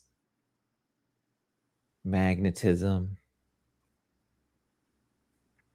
and what is it? Reconnection. So those are like some good energies to oh, excuse me, vibe with. Ah, I'm dying here. Okay. But I hope you guys fared the rest of this eclipse season well. And then, what is it? Some people say it's not over till the next lunation. Some people say, like, some would say it's over tomorrow, technically. But then others would say it's over in like a month from then. So I don't know. Keep that in mind. If everyone can keep it in mind. With the lack of boundaries with Piscean energy, I think that like there's going to be a mist, like kind of like a when the fog dissipates, it doesn't just all like cut off. Like, I mean, sometimes it dissipates. I mean, sometimes you drive through the fog and then you're done. If you're going over like a pond or something and then the fog, it's just over. But a lot of times the fog rolls in and the sun burns it off, right? So Yeah. I feel like this eclipse is going to reverberate some. Yeah, that sounds accurate. Because the more I look at it, and then it's really what Venus and Mercury are doing after it. Hmm. Those Yes, I was just retrogrades. going to say through that Venus retrograde. It's like all this stuff's been going on with Mercury, that Cancer new moon, and then you got this full moon here, full moon eclipse. So there's been this mercurial undertone, but then you're going to have the retrograde in another water sign of Scorpio. We get all these water retrogrades of Mercury this year, but you get another retrograde there and the Venus retrograde. And then we finally come back around to everything. And it's just, yeah, I look at this and I'm like, oh gosh, okay. So there's definitely some stuff like Heather's saying, this is feeling like a big ending. Yeah, It feels like that. slow burn eclipse. We love you, Lisa. Well, and then remember when we were in like Capricorn, we were at the end of the year last year into like beginning of next year, and it was like that 4 month period. I'm like, this is an initiation here. Like we're in initiatory energy because we had those lineup of planets like in all those signs until they started to separate. And it feels like now we can look back at that energy from late last year into early this year and understand what we've been initiated into. Yeah. And then like and really it was like truly, if you really look at that word, the base word initiation, it's like to prepare you for X. So it's like there's this initiation, and it's a twofold to prepare you for X and the direction and path your life is going, especially where it's like work and relationship related too, because it keeps coming up for so many signs. Like there was this separation as I go back 2 months between the signs and the horoscopes I gave, but now there's like they're kind of merging together a lot into either being between love or career, love relationship or career. And then there's kid stuff in the mix too. But no, there's if you're looking back at that time, uh, see, this is what's like sucks about the weed. I get on a tangent and then I'm just like, this is I'm why I like don't I'm here telling for you. it. Smoke more weed. I can No, but if you look back to that time, what time was I talking about? Oh yeah, to December and into January here, like what you were initiated into, that's all gonna make sense now. Mm. And the eclipse is gonna play a role in that. The eclipse will kind of play a role into like what have I been initiated into? It might start to show us how it plays out on the world stage. I would need to look at more charts of countries to know that, like of Western nations. Because On a it's like, personal level, you and I were initiated into this relationship. yeah, yep, right when all those placements started, yeah, we did because we just did one and we were already anticipating that lineup starting to come, and then we that was like it was like the next two shows or 2 or 3 shows I was talking about. Yeah, like the initiation Esperanza. Everyone's about to be initiated. I'm like I kept on like going ham. Oh man. I love you so. I love you. I love you as a human. I love working with you. I love that we're working for ourselves together. Right. Like even though we work for ourselves, like we're coworkers, Hmm. you know? That's And beautiful. I And love I think I love that the collab. something's opening up in the next year or two, content creator wise, where not only can people who don't have any like content made get stuff out and get big and get out there and everything, but it just seems like it's going to work a lot differently.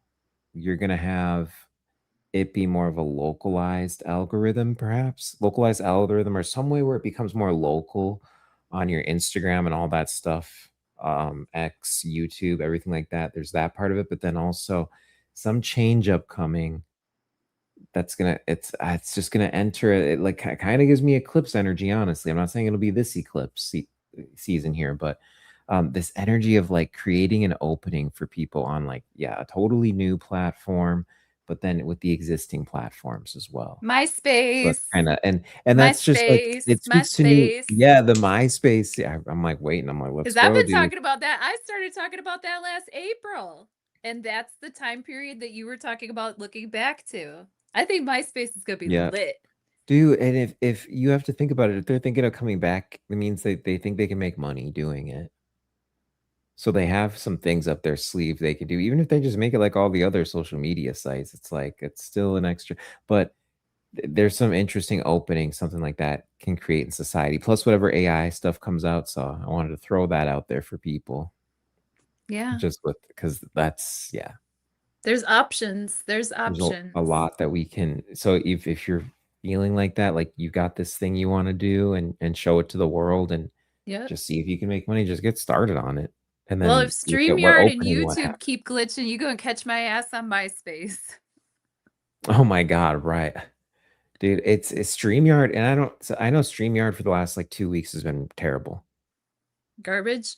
People have been complaining. People who are paying for it have been complaining about it like really We've had a badly. blessed stream today. I can't even believe it because remember last time I was having to send you pictures to send the pictures back to send the Yeah. pictures up to upload the damn fucking pictures. Oh Like, my, that was tell funny. me, okay? Like, StreamYard. Thank you for being kind to us, StreamYard, for Really. today. Ugh. Yeah. Well, let me let you go. And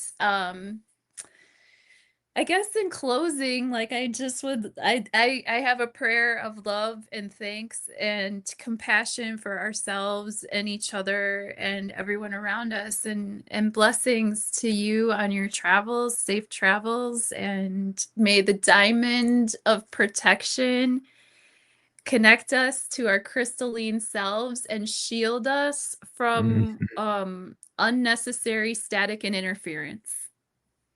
No, really. I mean, that's what we were going into in that reading, looking at. It's just like the clarity. So it's just kind of about like looking at your connections, what energy's entering your field, what energy's entering your field that wasn't entering back at these time frames that keep coming up.